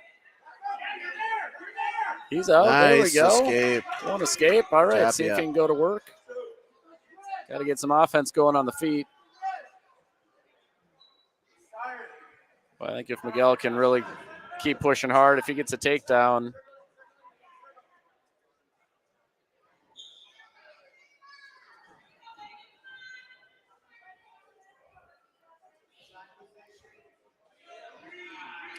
Yeah, it's a good call.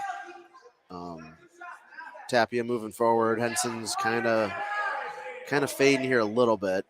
Just kind of sitting on his lead. Pummeling in. Those kind of dueling collar ties. Yeah, he's well, if Miguel just keeps going forward there and driving in, he's going to get another stalling call on Henson, but he's got to find a shot or a takedown though too. Snap or a shot, something. Henson with a good well, that's a good way to defend against another stall. You shoot. Takes a good shot, takes Tapia down, has a 5-1 lead now.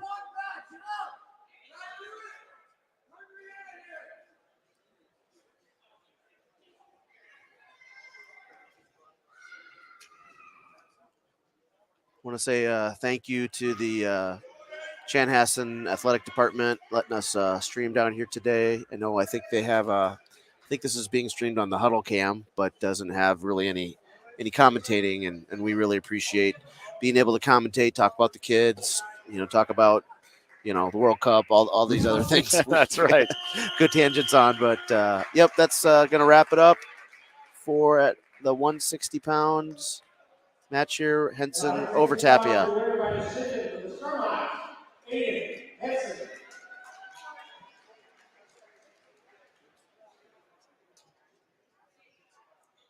Apologies on that last match. We just looked at our lineup and we thought it was Russell Gillette at 160 or at 170 last match, and it was Henson. I think 160. I think in the last match against Torres. Yep. Shmi Kale and Kroll get the forfeit win at 170. I didn't hear the name that they said, but now up at 182 pounds from the Hornets, Eric Ham. And for the Stormhawks, Carson. We're not going to see Turner bump up to Russell Perry, but Turner's coming out to Russell Eric Camp here at 182 pounds.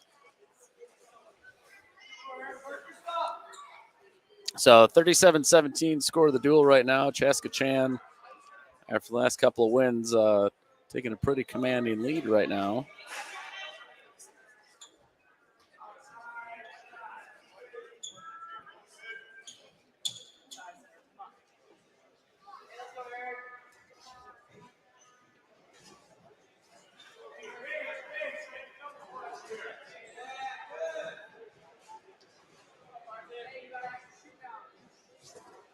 Both wrestlers Turner kind of trying to wrestle from space and like that. Yep.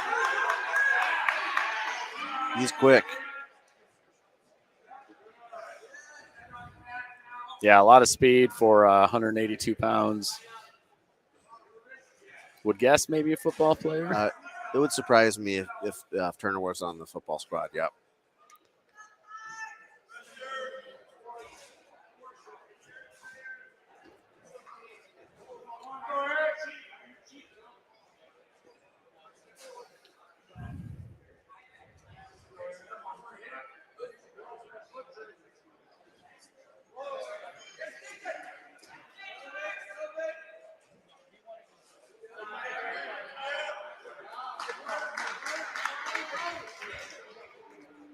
So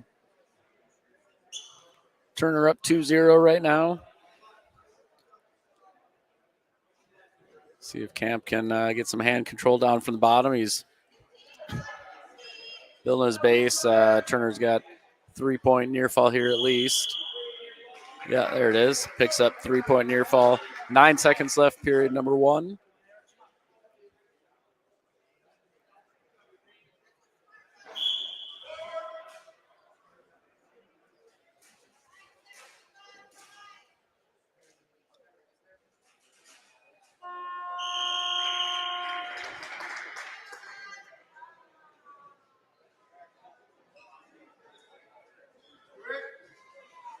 All right. We've got Turner taken down. He's leading 5-0 after 1. Jeff, do you think you'll be able to get some live streams in at some of the other? I know you do all your home duels or home tries, Yeah, but that's the any goal. away? Yeah, we're hoping to, I kind of reach out usually a week in advance to each visiting or the venue's athletic department. So we'll be at Benilde, St. Margaret's, and in a week or so, or after the new year, and then we're gonna also be in Stillwater mid-January. I'm really Okay. hoping we can get that broadcast. Stillwater, I think STMA will be there along with Matamidi. Man, you guys wrestle a tough schedule. Yes. Holy cow. Yes. Hastings, Stillwater. Did you duel? You didn't duel St. Michael, but you saw them in an individual tournament. Is that right? And Yep. then, of course, they'll be at the Christmas tournament this weekend. That's right. Yep. Yeah, and I think that's in a good spot in the calendar for us to, after a couple of weeks after the Rumble, we'll go up to Fargo, the Rumble in Red, and then a little bit of recovery, and then that'll be a really, again, kind of mid-January test. And then So we'll go to a bunch of, there's then a series of invites, I think East Ridge and then Mankato, and then you kind of get ready for 4 sections. end of the season. So, Jeff, I think with that kind of schedule, what they call that is battle tested. Yes. That is a battle tested schedule. And good on you guys when scheduling that level of competition. It's only going to make your team better, right? See that competition. So then when you get into sections and state, it's not a surprise. Yep. And it's great for us fans and live streamers. That's right. That's right. Get to see some great wrestling action, right? Get to call some of the matches. Pretty fun. We could have live streamed last weekend in Hastings, but they had such a great, that the cable station or the public TV station really doing it. Hastings Community TV, they do all their sports, and they were very, very good at did a great broadcast. So yeah, we'll be on the road a little bit, and we got 3 home duels. Orono, I believe, is January 5th, and then New Prague, kind of January 19th. That'll be our takedown cancer event. And then St. Peter in it's late January, early February. Nice double leg there for Turner. He's got Camp in a little bit of trouble here. Just kind of settling in.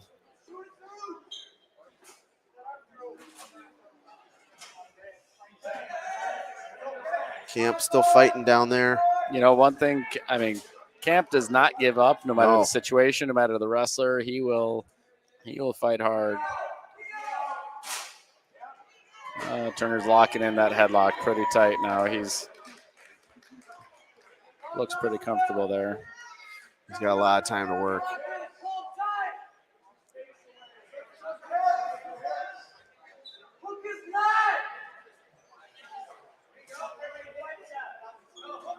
Man, you know, Camp There's fought the- hard over a minute in the last match and this one again, but Turner picks up the pin.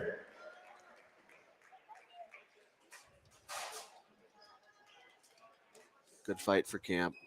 And Turner with the bounce back win after falling to Jonky from Waconia earlier match. Yeah, looks like we're going to have Brody Perry at 195 pounds coming out. 195 pounds, Brody Perry will receive a forfeit. Looks like he's going to pick up a forfeit. 220 pounds, we've got Kenneth Brayman coming out. Looks like he's got a forfeit as well. So, heavyweight. Got Cam Rhodes coming out, and he's going to be going up against Prentice Derrick for Chaska Chan. Heavyweight. From the Hornets, Cam Rhodes, and from the Stormhawks, Prentice Derrick Jr.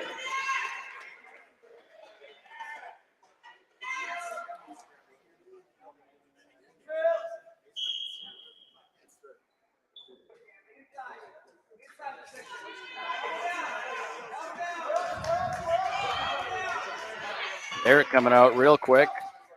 Gets that slide by and picks up 2 points for Rhodes. Nice job getting up to his feet. Tries to cut away right outside the circle. They're out of bounds, so Rhodes going to start down here.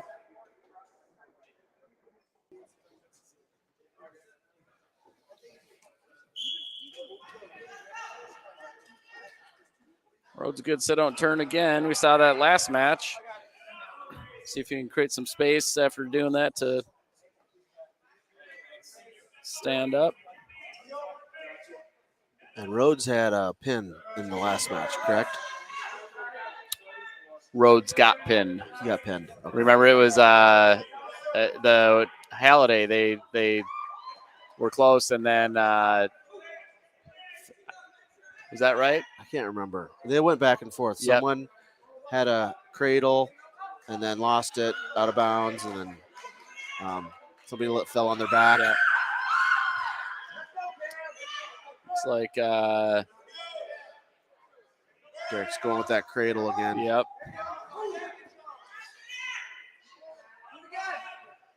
Rose doing a nice job getting to his base.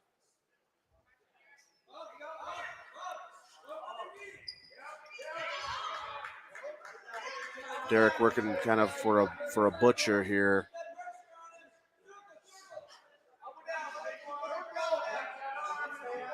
$30 seconds. Let's see if Cam can maybe fight this off. Derrick is really putting a lot of torque on that when you kind of get that elbow up off the mat. Well, and that's going to be a fall to end it. And Chaska Chan's going to take the dual victory 49-29 over the Hornets tonight. So appreciate Chaska Chan just letting us be here to video stream this. And Jeff, really appreciate you bringing all this equipment down here for us and getting this set up and the invite to commentate with you. This is a lot of fun, and looking forward to seeing the results for you guys rest of the season. And maybe we'll be on here again. If we can make it happen, the team sections would be great. Otherwise, that's on our to-do list. You got it. We'll try to get that worked out for sure. So, Jeff, I appreciate it a lot. Absolutely. And I same kudos back to you guys. Good luck to you guys this year. and we will hope to team up, with Mr. Furcus from Minnetonka. Hopefully, we can get the band back together for those section duels. That's right. It's going to be exciting. Yeah, we're going to see some Interesting. interesting, as we say, right, with that new and improved, I guess, lineup. New is for certain over at Eden Prairie, but Yep. yeah, for sure, it'll be a lot of fun. And you know what? We're still at the beginning of the season, and it'll go by quick though. So we'll be getting close into the new year. But you guys, good luck over the Christmas tournament this weekend, and then the Rumble on the Red after that. Appreciate it. Thank you. All right, thanks, Jeff. All right, we're signing off to all of those 19 plus viewers out there. Hope you enjoyed it. We'll see you next time. Thank you.